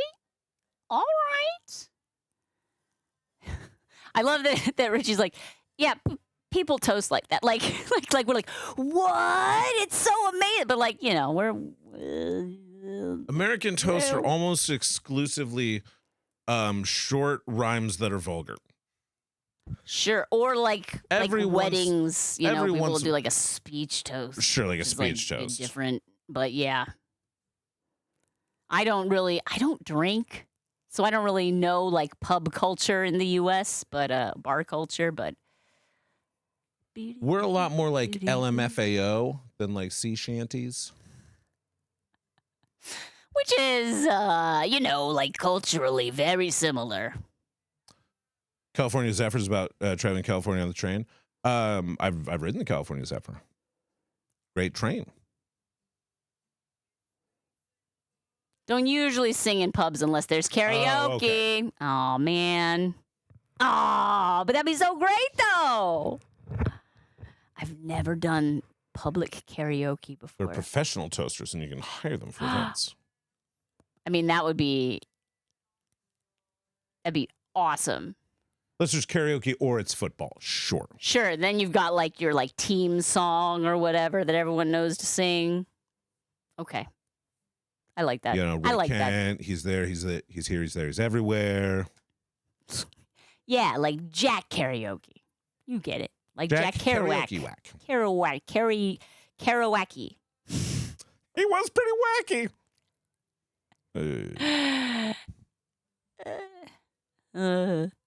Yes, Jen, of course. What color would you like for your birthday balloon dog? I have many thoughts about Jack Kerouac and the Beats. This is probably not the forum. Perhaps on the next Mr. Sharp stream, you can do a little PowerPoint presentation. My thoughts on Jack Kerouac and the Beats. Yeah, and I'll make sure to post that ahead of time Jackie and the Beats. so that everybody knows not to come to that one.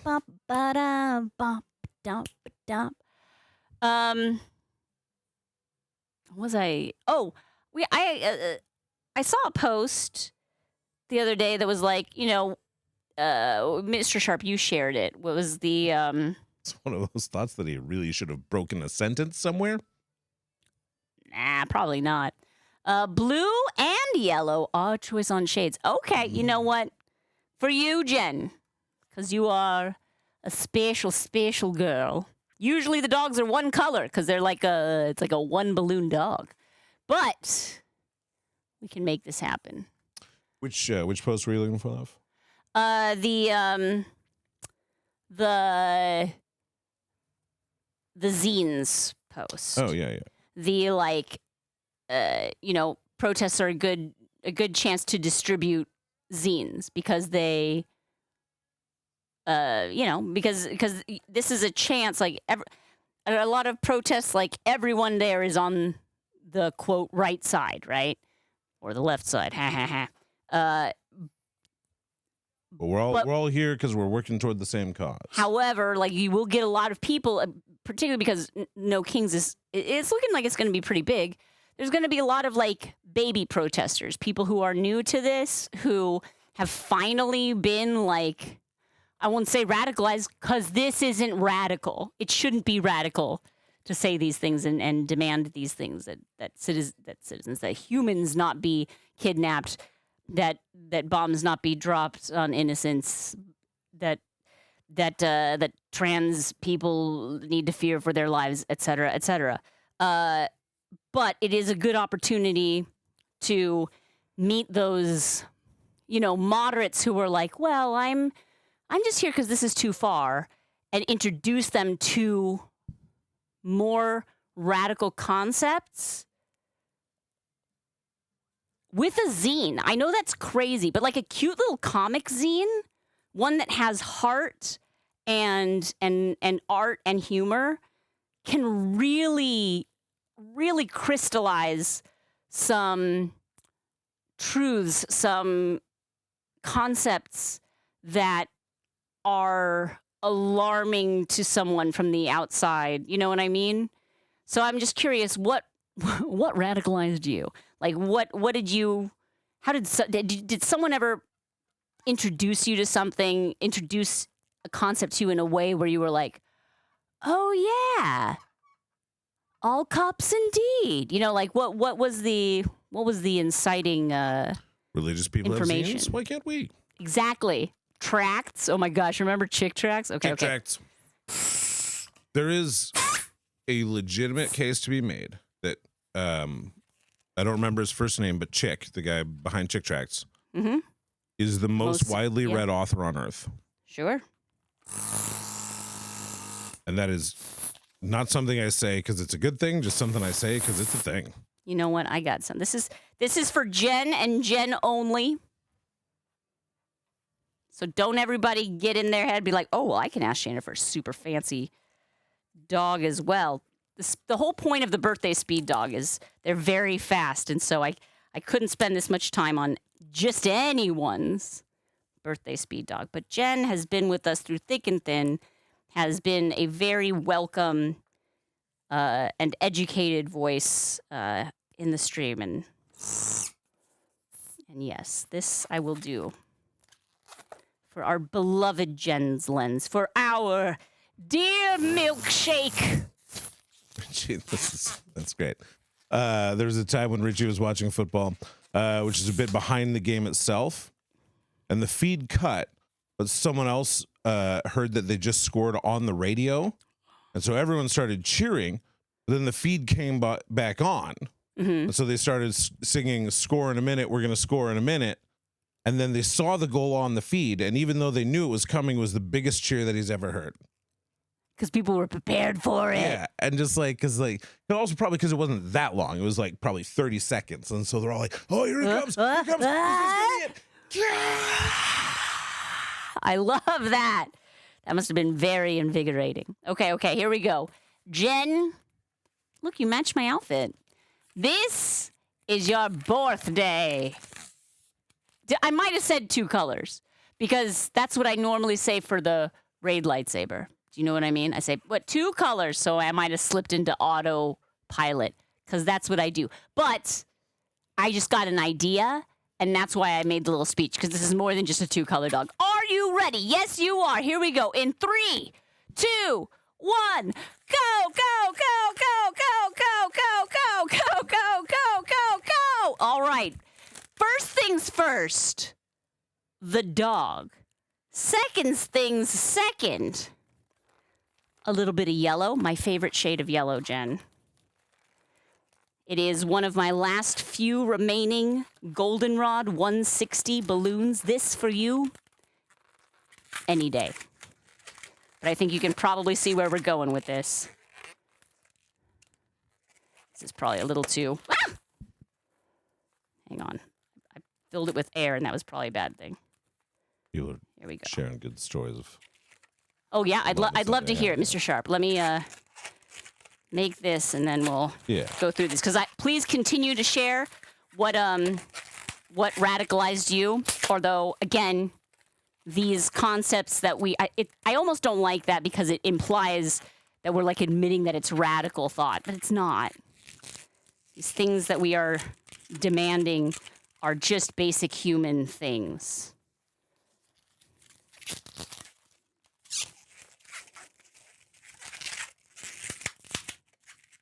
Basic human dignity.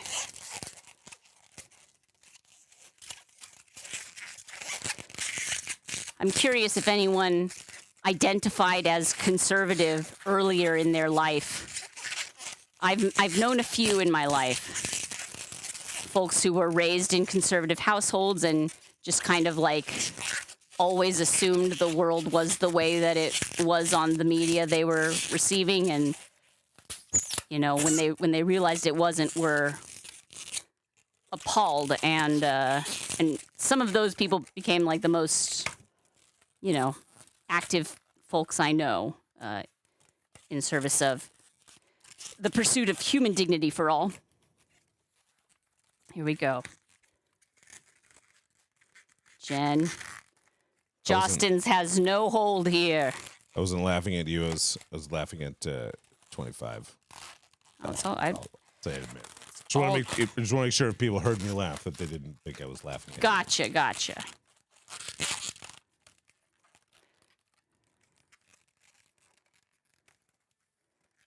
Okay, wait. I need a little string across so that it'll stay on there. I made the motorboard a little too big.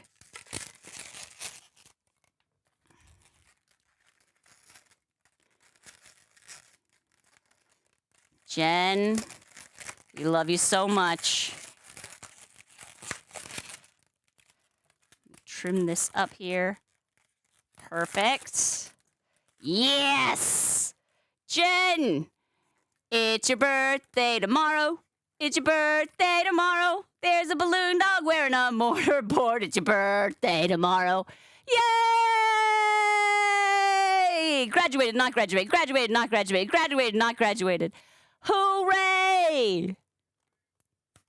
We're so proud of you for everything that you've done and continue to achieve. It's hard work.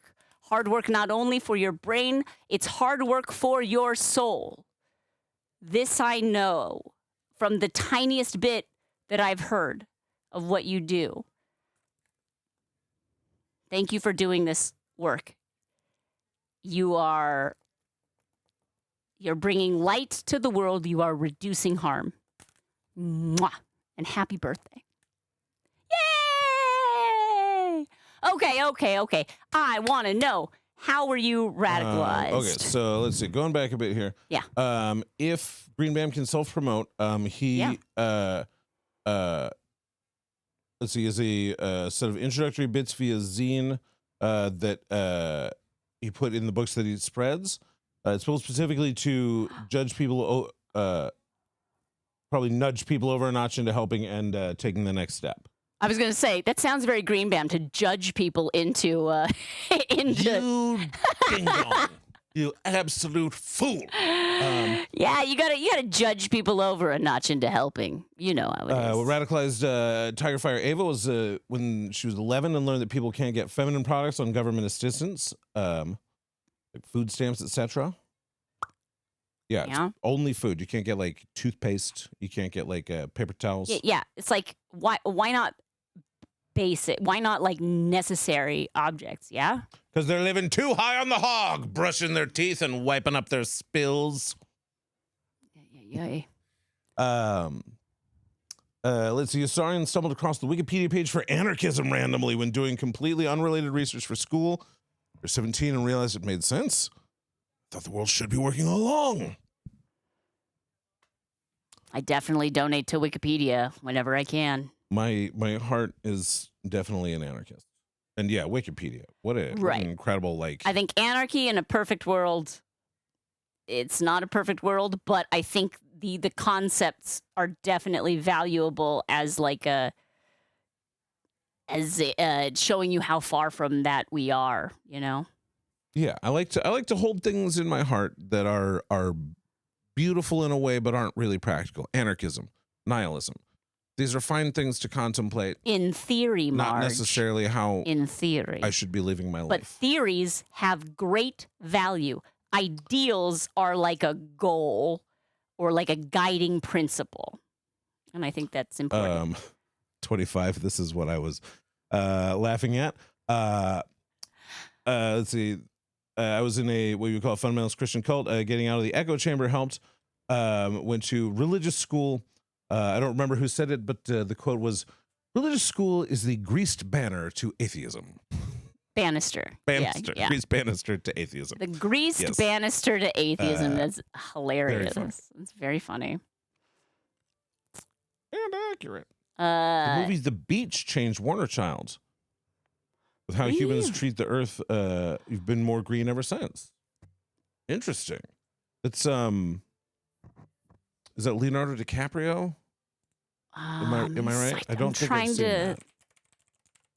Let's see. Yeah, Leonardo DiCaprio and Tilda Swinton. I don't think I've ever seen it, but apparently people treat the earth bad in that film. That checks out. Spookly, born Jehovah's Witness family, rough as a kid. When you got out, you went polar opposite into Unitarian. I believe that religion has its role, and again, I know there are a lot of people in our community who are religious, who have these beliefs and are moral and truly are not being... I worry about people being misled easily when they kind of outsource their judgment to an authority, whether that is a preacher or a cult leader or a pope or a news anchor, whatever. I think people who maintain their beliefs and their relationship with what is holy to them and also retain their own sensibility and their own critical thinking, and that remains strong dominoes. They have my utmost respect and support. Absolutely. Richie says, I won't say that I'm radicalized with the basic Christian belief of love thy neighbor. Why should I cast out someone because they identify as a different gender or what they were born as? He or she who is good to me shall be my brother or sister. That's my only condition, and that's how it should be.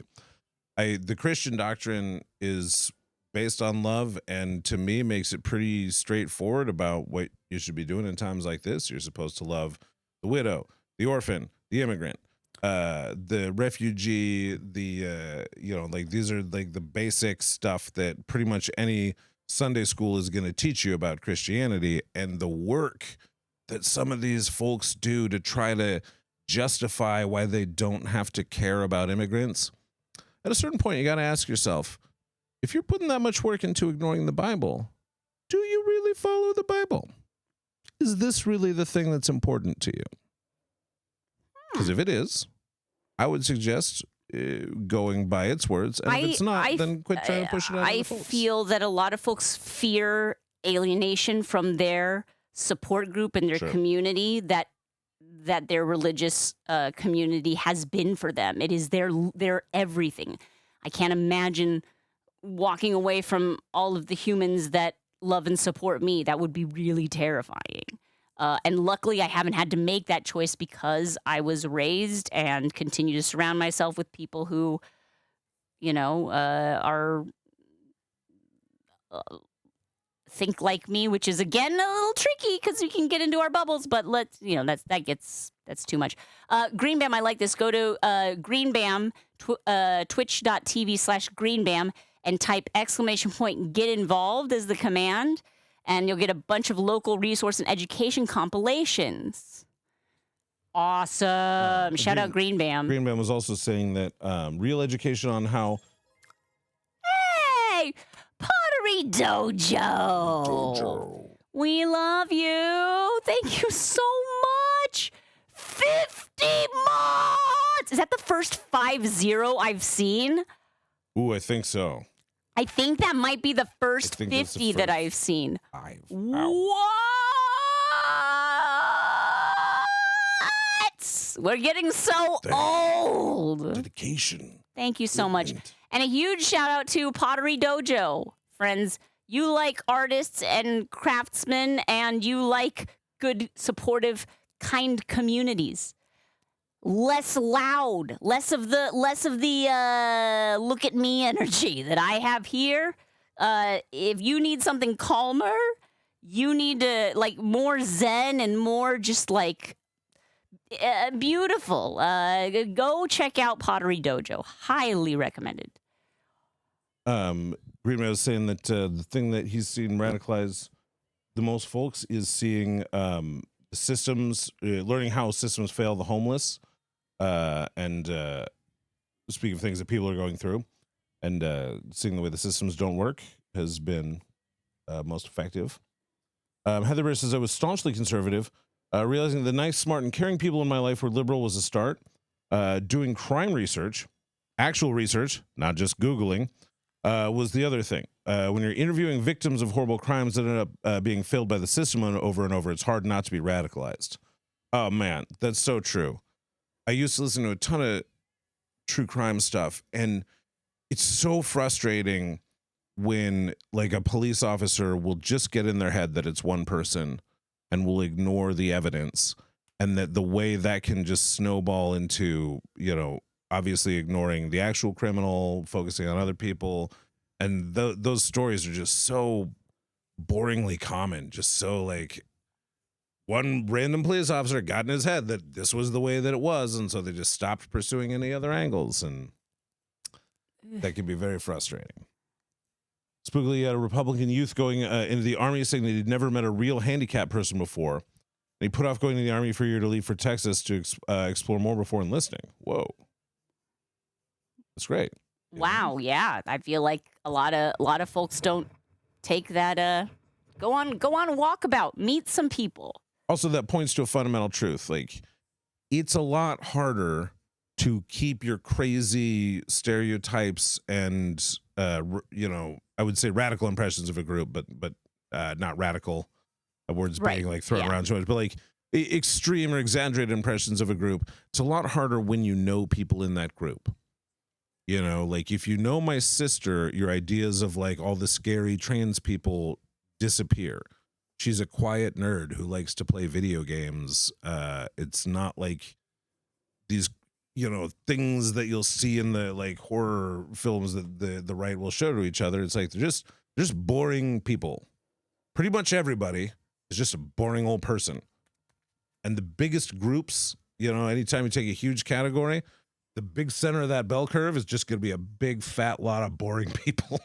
Which is great. It's just great. That's just the world, man. Blessed are the boring. Blessed are the boring. Eating tacos and watching Netflix and, you know, having a little dessert and going to bed. Yeah. Yeah. You got to get up in the morning to go to work and take care of your kids. You know, that's just life. And it doesn't matter what group you're in. It's just everybody's. Oh, doing you're the sorry same and work. kind of knee-jerk homophobic growing up, even though you're actually queer yourself. I know a few queer people who that was the story of their life, where, you know, either before realizing or realizing and like doing that as a protective thing.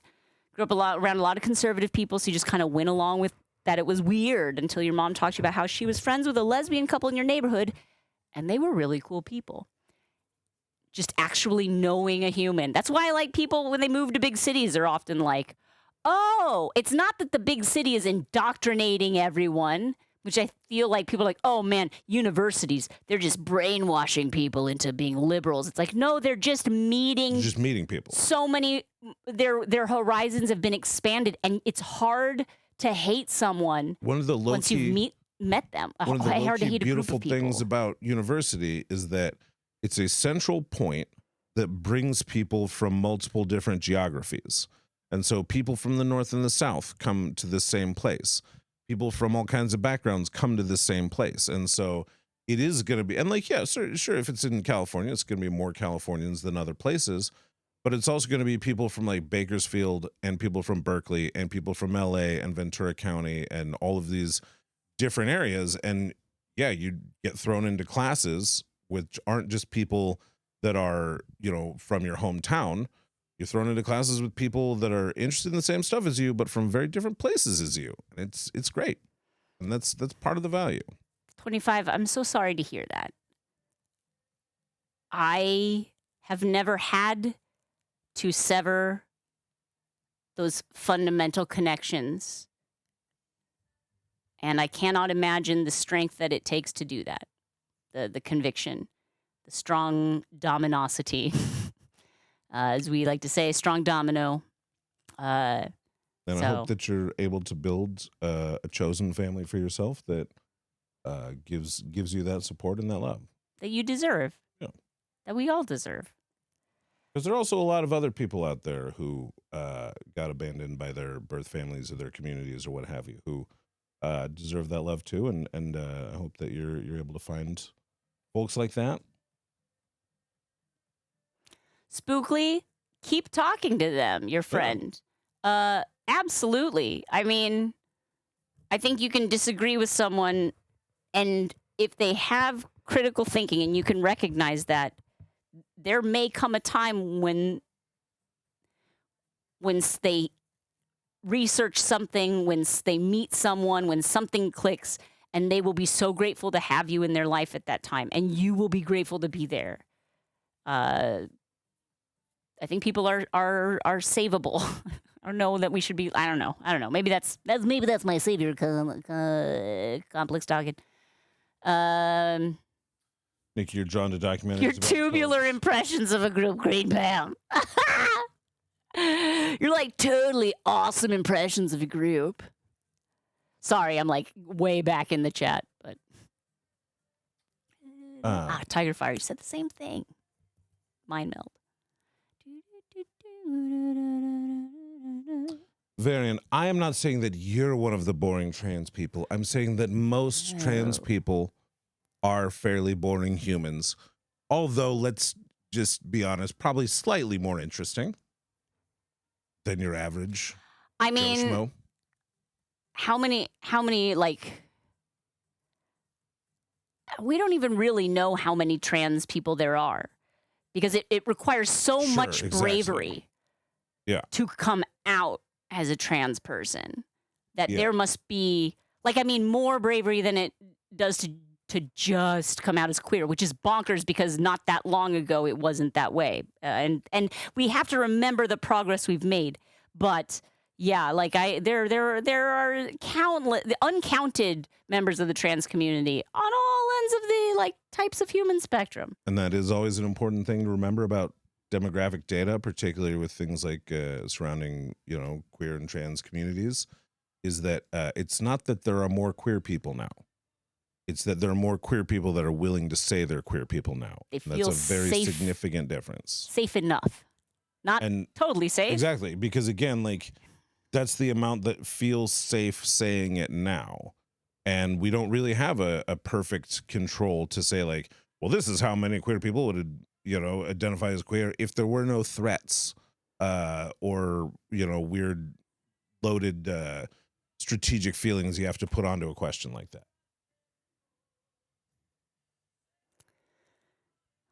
There's loads of trans people within the model train community. You know a few. That's great. I wonder if sometimes small communities you see it more because, you know, people are more comfortable being themselves among the like the small communities where it's people that you trust. You know? I mean, and hey, Dan Lewis, thank you for the 100 bits, my friend. We appreciate it.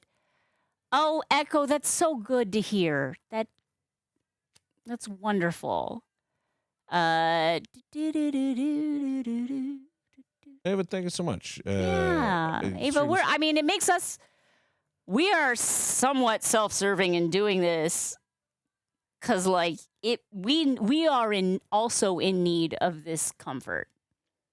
This is the type of stuff that's been on our minds. Yeah, and it's difficult not to have it on your swimming mind. in the stew when it's this.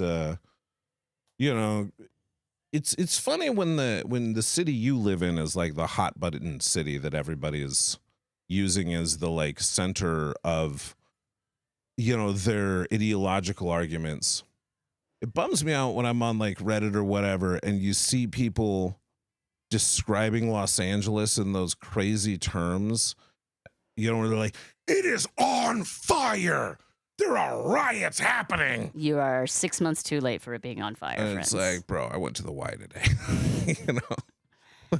I saw an improv comedy show the other night. That's not what you do in the apocalypse, Mostly people are hanging out and doing their life, and it's so crazy to see these like LA is like this, and we've been obviously a conservative what'd you call it, boogie person for a long time. Boogie City, Boogie City. Boogie No, I think- concept. I feel like Boogie City is like some like Like city a Donna that, like, Summer song, I think. during the 70s. Won't you take me to Boogie City?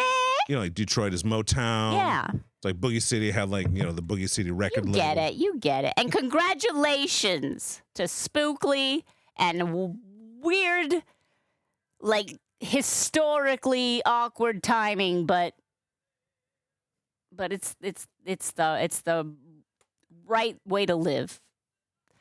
You came out in roleplay communities 20 years ago wearing masks IRL.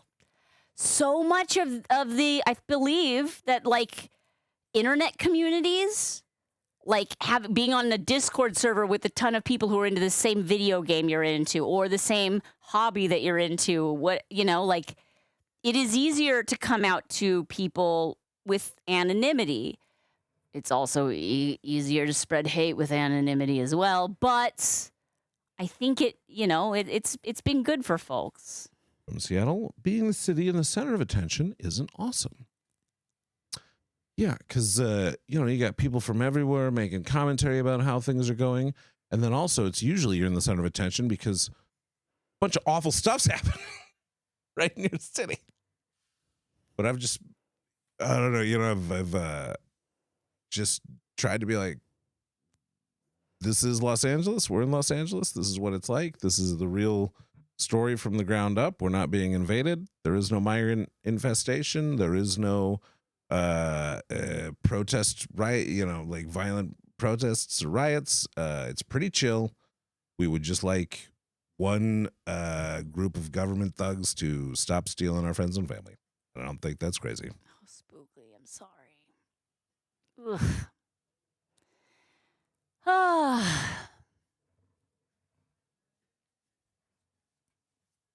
It is so hard to human.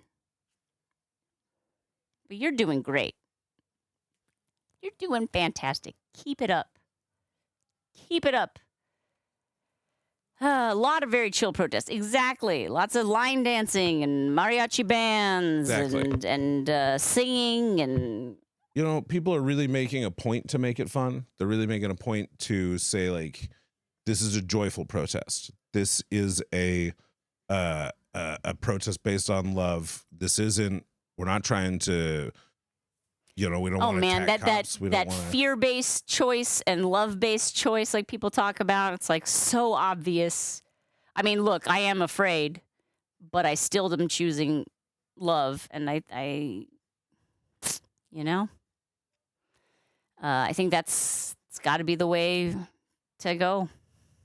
Because I don't think I could handle making all of my choices based on fear.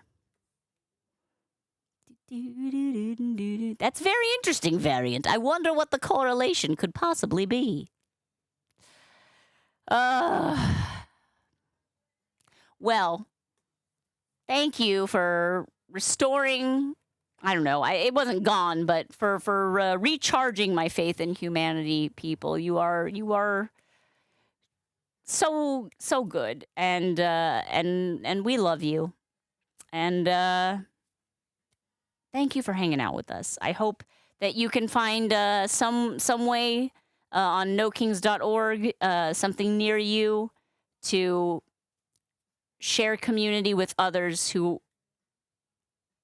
also wish to be heard and wished to demonstrate that we will not go quietly, and We will go playing mariachi music. line dancing and Cumbia. with big and funny signs. There you go. Exactly, Spookly. March for those who can't. We absolutely will. I mean, I think that's important. Oh, Ella. Beautiful little corner on the internet. That's us. That's us. A culmination of culture and love. Yes, we built this city on culture and love. Okay, I didn't build it, but Maysheep, thank you.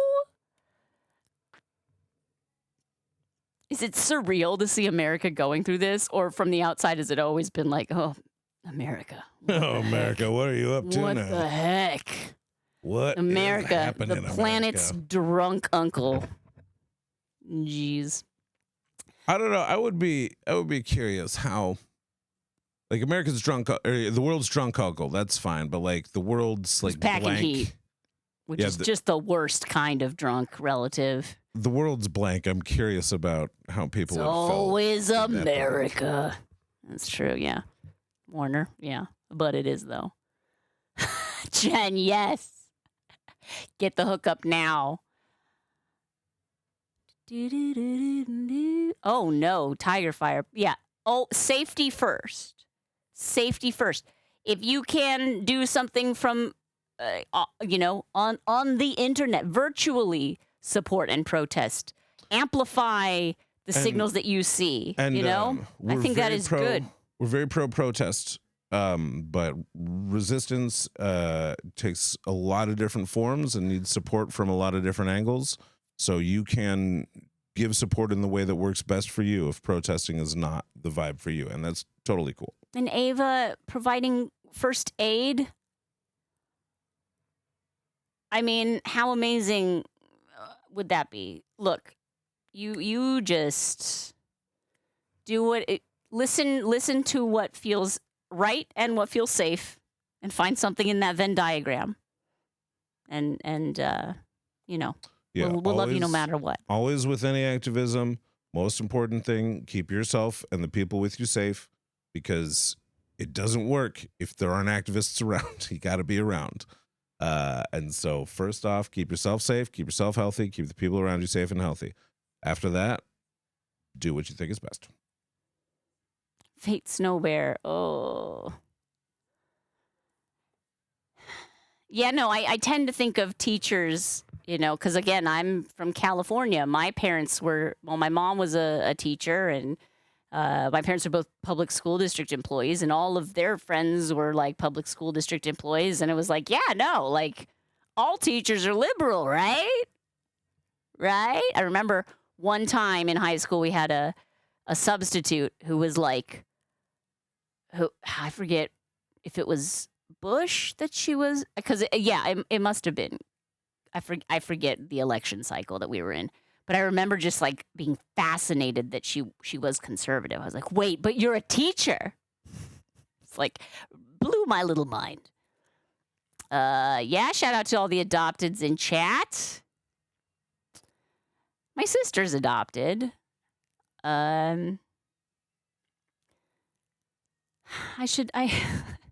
That's a whole other complicated relationship. But I love her so much, and I love my nieces. They are in Tennessee, and I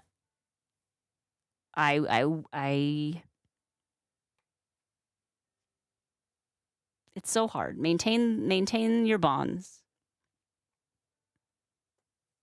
Be a good person to them. What can you do?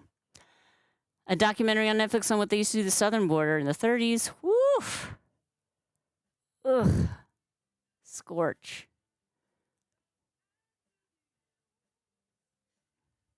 Oh, everybody gets the hugs. Everybody gets the hugs today. Self-hug.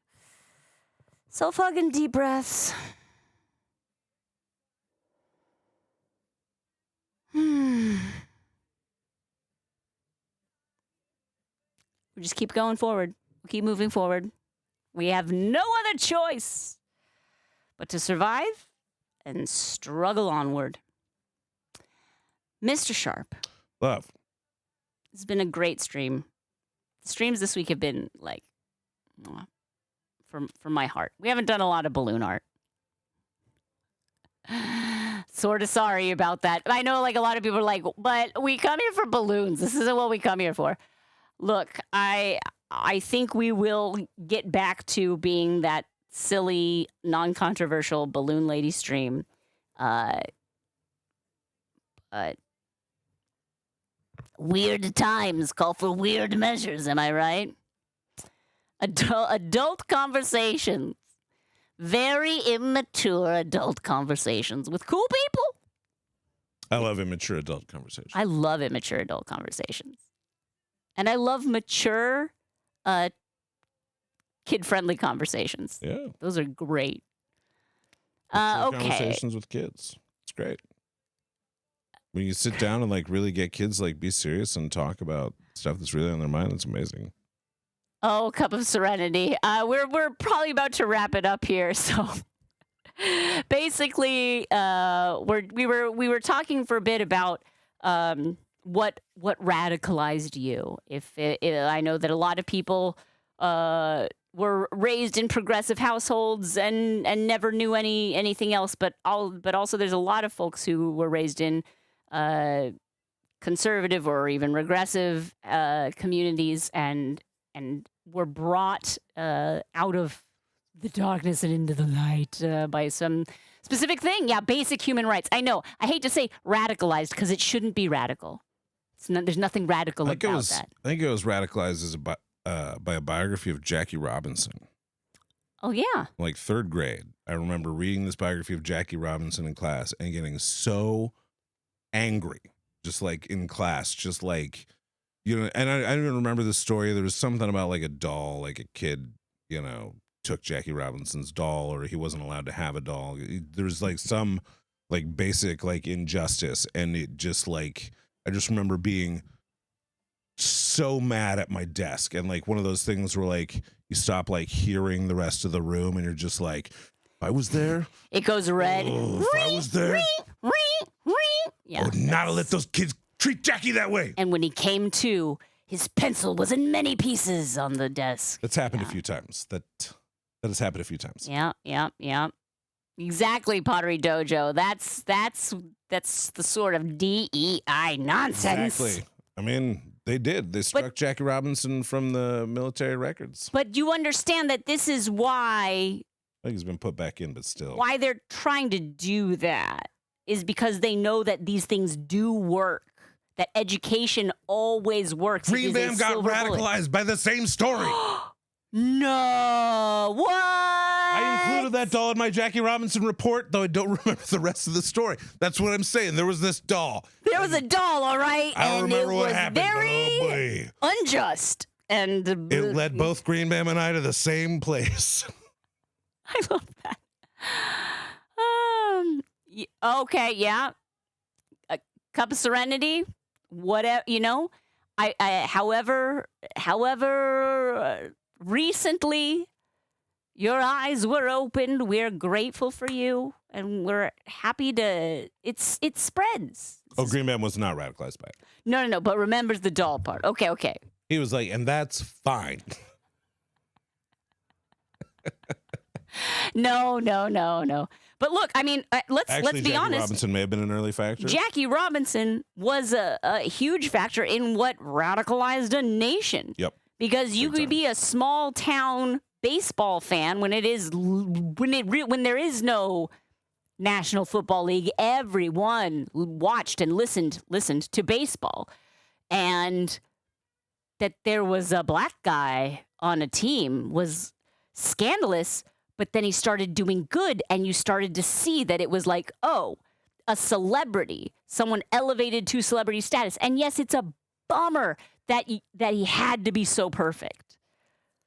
and people were horrible Thank to him. goodness and he he was was. just patient, and he was kind, and he was able to be articulate about the experience in a way that gave people compassion and empathy for what people were going through. And you know, he there are people that have put up with a lot of stuff in their life, and he's one of those dudes who just took a lot of stuff on his shoulders and just did his best, and brought a lot of people along with him along the way.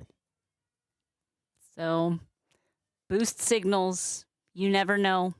If you see someone that makes a good point concisely with heart and humor, not tweet, but rethread that stuff or whatever it is. Like, you know, spread it. This is blow that dandelion, poof. Pay it forward. Flawless versus lawless. Yeah, exactly. I saw a thing today that was like, there's no such thing as like a perfect protester. You don't all have to be perfect protesters, you know? And Jackie Robinson was like, was perfect because he needed to be, as like the, you know, the tip of the spear of, you know, poking through the racism of the time. And like that's what was required of him, and it's unfair, and it's not enough. It's not something you should put on a person, but No. he was brave and patient and kind, and it's incredible. Thank goodness. Thank goodness. And Yes. yeah, Green Bay, I'm happier and angrier. That is some. I was looking at Mr. Trump, like, maybe he doesn't need to be angrier. I love you, babe. He's good. He's good on angry. We're good on angry. Compass Rainey, if you think a piece of paper is worth the life of somebody, think your life. Yeah. For those that don't know, because it's very easy to get confused here, being in America undocumented is a misdemeanor. Working undocumented is a misdemeanor. That's like, do you have an unpaid parking ticket? Have you jaywalked? We're going to take your children away from you. Does that feel like about right? If you're a person who's like moral compass is like, ooh, that person picking strawberries in the fields is more evil than the masked thugs who are kidnapping people, then you need to recalibrate. Who are plucking children from the arms of sobbing parents who have zero criminal record. And they're so quick to point out, well, they're here illegally. That's criminal. It's not criminal. It's a civil, what is it? Civil, I want to say crime. Well, maybe it is criminal. It's a civil offense. Offense. There we go. Civil offense. Thank you, Civil Tiger offense, Fire. right, Yes, right, yeah. It's a civil offense, which A civil matter. it's not right. This sounds pretty uncivil to me. But you know what I'm saying. So, yeah. Yeah, we're asking for people to be treated like people, and not a lot more. Human beings, my friends. Human beings who were never hurting you. There are, and like I've seen people talk about this in the protests. Like there are neighborhoods in LA where there are gangs and drug dealers and people who have illegal weapons and that sort of thing. Those are not the neighborhoods that they're conducting their ICE raids in. Not at all. Because they are just as chicken as their dear leader. They want someone easy to get. And you know who's easy to get? The person who has kept filing their immigration status every year. Because they are trying to do it the right way, which is, again, if they just did it the right way. They've been doing it the right way. They're showing up to their immigration hearings. They're filing their paperwork. So that's why you know where they live and where they work and what school their children go to. So you can show up at their kids' graduation and take them away, leaving, by the way, the children at the school who are like, am I going to see my parents again? So if you're a person who's like thinks things like law and order are important or justice, then this is one of the times to realize that ICE is not doing law and order right now. They're not doing justice. I understand that they are a law what do you call it? A law enforcement group. That's the banner that they're put under. But you have to understand, They've only been courts around have- since like 2003 or something like that. yeah, they're It's new. We not- can get rid of them. And courts have said that what they're doing is illegal. They're still doing it because nobody's stopping them. But it is illegal. These are the criminals. If you care about law and order, you're not on the side of ICE. And I don't care. All these conservatives have such fun little cliches to get them out of having to think about their actual values. Fox News has done a great service to this administration by generating these sound bites. They have a team of people that generate these nice little, like a little phrase, a little sentence that you can memorize that'll get you out of any uncomfortable conversations with your lib friends, if you have any. And it's anyway. I love you. It's getting late, and we'll have to wake up early in the morning with our sweet son, who we need to go run him around the block a few times early in the morning before it gets hot, so that he can be calm for the rest of the day. So as much as I could talk about this for hours and hours and hours and hours with you, Because we're just in the middle of the stew here, and that's just what we're living in. but rest is also a form of resistance, self-care, mental, physical, all of the things. You take care of you. If you cannot on the 14th, you're just like, I can't. I am at the breaking point, and I will have a breakdown if I do. That's okay. I'm not going to judge you if you need to just sleep in on the 14th. I get it. You do what you need to do to remain a representative of what is good in the world. And we love you.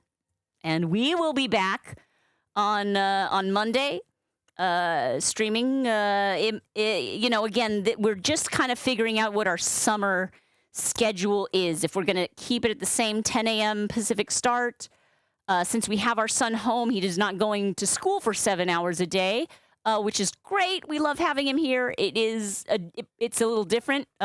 We have some childcare solutions. It may not always be super reliable. So again, thank you for your patience and your understanding as we work that out. We will do our best to be here at 10 a.m. on Monday. And mwah, we love you. Have a good weekend. A good weekend. Imagine you were at No Kings with your regalia. Yes. Oh my gosh. I love it. Use your grad cap as like a little shield. You got this. All right, Mr. Sharp, where are we going to raid this incredible group of human beings? Well, I guess I'm conflicted about what the vibe we want to go to is. Sure. What do we have? We've got options? homozygote. If we want to keep talking politics, Politics and serious- specifically science, medical end of which, I mean, there's a lot to be said for how science has been. He's mostly talking, diseases Yeah. and the people I mean, look, who are doing it's a like bad job of probably containing them. the all RFK criticism. A bit of that. But maybe you're like, ooh, we just kind of been through a lot of that with you, Shayna. And then the other alternative was, we could do like a database. Database. You just want to vibe out. You just want to like party. Either way, hey, tell you what, we'll shout them out both. So database. Is there an underscore? Nope, just DATABAES. Okay, shouting out NTXO also. database. Oh, I do love the Database. shout out. TAYXO, right? Yeah, and so those are definitely like. And shout out homozy. Is it GOAT? HOMOZYGOAT. Yes. Okay, there we go. These are 3 streamers who are live right now that we highly recommend. I like them all. I would say the vibiest is Database. The most serious is Homozygote. Tay's probably closer to vibey, but she can also. She's vibey, but she's also chatty. She's a smart lady. yeah. You know, she's not always talking serious stuff, but you know, she has feelings, yeah. ideas. You know. All right, let's go to Tay then. Oh wait, the pink planter. Look, it must be raid season. Because we're just about to raid out, but get in here. You can go on this little journey with us. But before we do move on, thank you, Pink Planter. How are you doing? Ethriketh, hello. Panda Chick, hi. Hello, friends. I am Shayna Sharp. I'm the best balloon artist that you've ever seen. And I'm joined in my studio by my husband, who's invisible, Mr. SharpBalloons. And we're so happy to have you here. I'm going to write Pink Planter on the raid lightsaber. Pink, what were you up to? Sims, living out your castle dreams. Ah, how fun to play at being nobility without actually having to crush the peasantry under your foot. We do love that. Trying hard to tell if you're ending. Pink, we have the same energy no matter what. I totally empathize. But yes, building a castle. I love it. I'm going to write you on the raid lightsaber. Thank you for bringing folks over. We love the Pink Planter, friends. Good people. We were just talking, today we were talking a lot about, well, we're in Los Angeles, so we were talking a lot about a really interesting conversation about what radicalized you, although I'm hesitant to say that calling for just basic human dignity is radical, right? But, you know, we've got the No Kings campaign coming up. I'm going to be posting to my social medias, which is SharpBalloons everywhere on Instagram, Threads, Facebook. But I've made this disgusting balloon of our dear Miss Leader as Marie Antoinette. I've got the fully edited image ready to go. This one's a couple days old, so he's shriveling, which makes me so happy. I wish the real one would follow suit. Pink Planter, I've got you written on our raid lightsaber, and I know what you're thinking. You're thinking, lady! Doesn't look like a lightsaber. And you're right, it does not look like a lightsaber, but it does sound like one.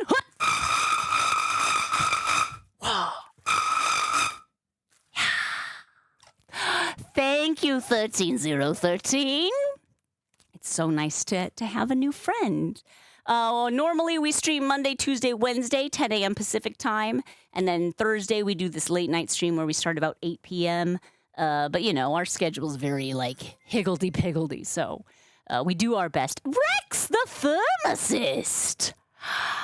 Well, did you have to go to pharmacy school for that? I love it. Welcome. Thank you. Did you just get your certification? Mr. Sharp. And Jolie Bonnet art. Très jolie. Well, thank you. You love higgledy-piggledy? Ugh. I mean, it can be stressful when your whole personality is higgledy-piggledy, but, like, you know what? I'm 43, almost 44 years in. So this is just it. It's not a phase. ADHD AF stands for anti-fascist. You work in an apothecary? Rex, you can stay. We like you. We like you. Miso! Yes, it is pretty awesome. And each one sounds a little different. Higgledy-piggledy is a fun phrase. I agree. Rex is the Pink Planter's hobby. I love that. Look, you know, the couple that streams together or supports one another in their streaming, we're on board with that. Couple that streams together, screams together. Ah! At least if on this stream, yes. It's true. You wish you could have that saber for Saturday doing your very first protest at age 55. The young. And heck to the yeah, Jolie. We're so happy for you. You know, that's a should you bring a raid lightsaber to a protest? It's a very loud thing. You know? But knowing the media, they'd probably highlight that you were bringing weapons. You know, what can you say? What can you say? Scream. I mean, stream together. Yes. I misspoke.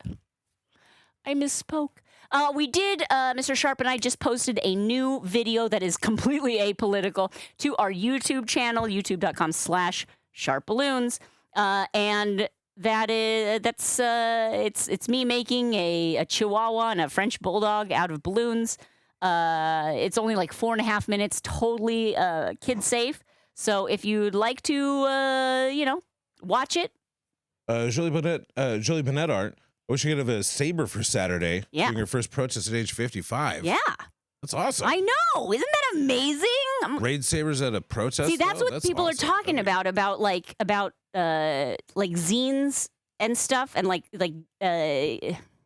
giving like printed communication in a nice, I hate to say palatable, but it is using art and humor and heart to communicate principles that previously might have been a little like, I don't know, is that a little much?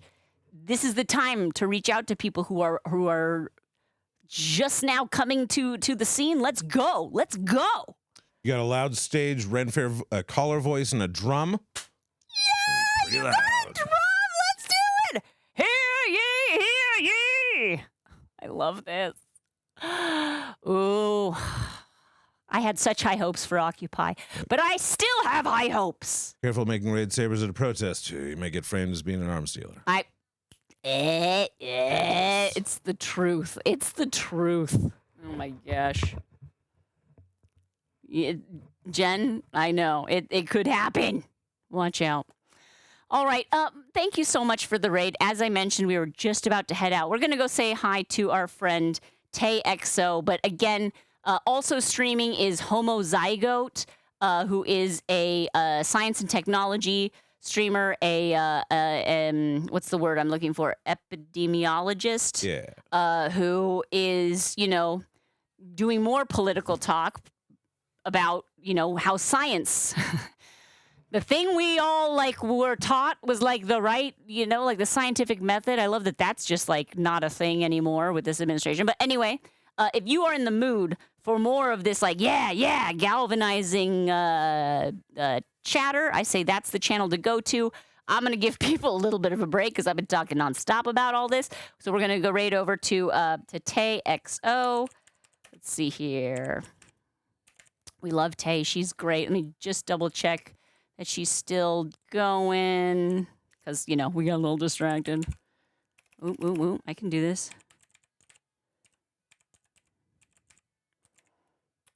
Let's see. Yes, it does look like she's going. She's having a party. A DJ, and just a sweetheart and very a good human being. We love it. Yes, glad you got to say hi as well, Pink. Thanks for stopping by. Kept being afraid they were going to tell you couldn't vaccinate when you're still in retail pharmacy. Rex, look, not to get dragged back into this, but we have a 6.5-year-old son, just graduated from kindergarten. And finding a COVID booster for him took us so long. We went to his regular pediatrician, and they said, oh, yeah, we don't have the COVID vaccine for kids anymore because we would get them in stock and then no one would use them. And so we had to throw them out because they went bad. So we're just not ordering them anymore. And then we went to retail pharmacy and they were like, yeah, we're doing COVID vaccines for free. Everybody come on down. Oh, not for kids. We don't do kids. So we literally had to, for one day, change our insurance to go to a different pediatrician's office to give him the jab and then switch it back so we could stay with his primary care. We're in Los Angeles. We're in California. What is happening? Anyway, love you all. A lot of physicians stop doing it because they're like $200 a pop, and a lot of pharmacies can't actually give shots in certain states. I understand it, but it is the worst. It's crazy. It's crazy. Not everyone has kids, so they don't understand what it's like. We had to wait so long for him to even get the first one.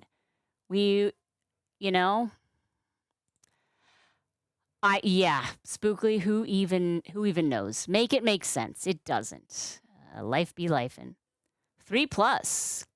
And it's crazy that you can't get care. I know. Well, look, we did. It just took a long time. There's a lot of work around and a lot of like paperwork and phone calls and being on hold for 30 minutes and And then the crazy thing is, Mr. Sharp finds this. He's out of the room, so he'd get all riled up if he told you the story.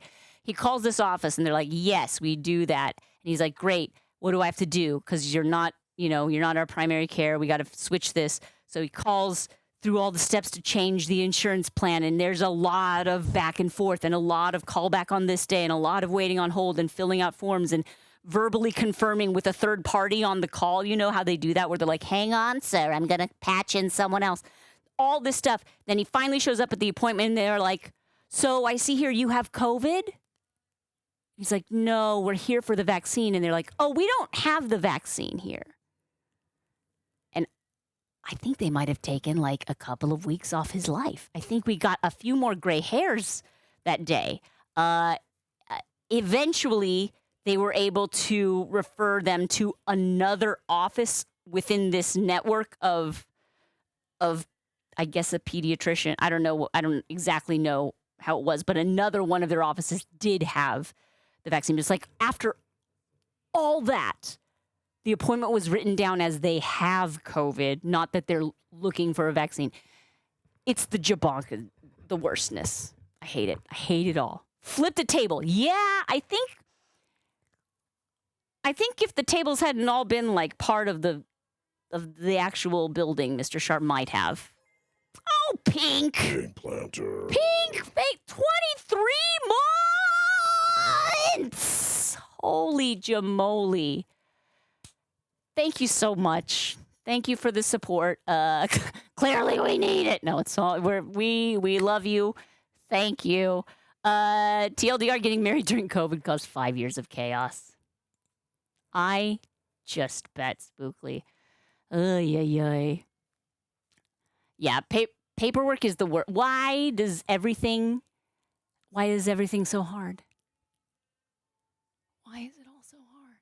But see, then people hear like, "Oh, systems are hard and they're broken." And so then they're like, "Well, then let's vote for the guy who's going to burn it all down." And it's like, no. Let's actually fund these programs and do research and improve them. And maybe like just get rid of, just make healthcare like a thing, a basic human right. It's fine. We don't need to keep ranting. I love you all, and we need to sleep. Let's go hang out with Tay, who's got rubber duckies in a digital pool, and that sounds like the kind of vibe we need. Next time you're going to need to come visit for a minute in Washington, we'll get the kiddo vaxxed. That is literally an excellent reason for me to visit any state. We did end up getting the vaccine. We did get the vaccine. He is up to date currently. My advice to everybody is to get all of their vaccines as up to date as possible. No. For you and your loved ones. There's a reasonable chance it will become much more difficult to acquire very soon. So jab it up, baby. Hype train started in the channel. All right, hype train, everybody. Oh, and this is not a hype train related thing, but I do want to hang on. Let's see if I can find real quick. Just a reminder that we do have a new piece of merch that we actually designed on stream. This is our California Love sticker. It was very nice to be talking about what was on our mind while we doodled this. It is being sold for, what is it, $7.20? Way too expensive for a sticker. Very expensive, but $5 is the $5 is the profit margin, and all $5 of that will be donated to VC Defensa, which is an amazing organization that is helping local families, Southern California families who have had their breadwinners abducted, who have difficulty with translation and with legal advice, and who are supporting super duper ground protests. level stuff. They are the most grassiest of roots, and so we know the what would I say, the founder, organizer, whoever. Leo is his name, and he's just a really great dude. He was just like a dopey comic that I knew a while ago, and he's like a graffiti artist into who stumbled leader of the in. revolution, Yeah, stumbled in. He's just always been an excellent communicator and an excellent organizer, and now he is not getting charismatic any and sleep, energetic, you know? waking up at 5 a.m. to man the phone lines for reports of ICE raids. And look, I know there are a ton of people out there working hard. I know there are a ton of people dedicating everything they have to this, but also he's the one that I know. Right. And he's the one where I can give you the, like, if you donate money here, I know where it's going. And Right. It's not going to, like, pay the salaries of a board of directors of the charity. This is literally just straight up going to the people who are have their feet on the ground. Anyway, thank you so much. You guys are so incredible, and we're gonna I've been saying we're gonna raid out for like 20 minutes now, so we should really do that thing. Thank you so. I'm gonna put in the raid right now. Boom, raiding out to Tay XO, who is just she's a DJ. There will be vibes. It will be a bop or two. And oh my gosh, Julie, bonkers in Ann Arbor. You wouldn't think. Friends, we are a Muppet Show PG stream. We've been a little political for this week, but for the most part, we try and keep our discussions family friendly, kids safe. TXO, a little bit more of a mature audience's stream. You may hear a swear or two. I know you can handle it, but get your pearl clutching hands ready. And thank you, Jen. Stay safe. Get some rest. Drink some water, friends. You are worthy of care because you are an instrument for good in the world. Even if all you do is communicate with people about your beliefs. And even if that's just your coworker or just your family member or just your friend or whatever, we love you. We support you. You are good. Take care. Oh, Richie, thank you again for that beautiful song. Dangerous is appropriate. Stay safe. We're safe. We're good. We're safe. We're not putting ourselves in harm's way. We're supporting all the folks that are, but we're all safe here. We love you so much. Bye, everybody. Have a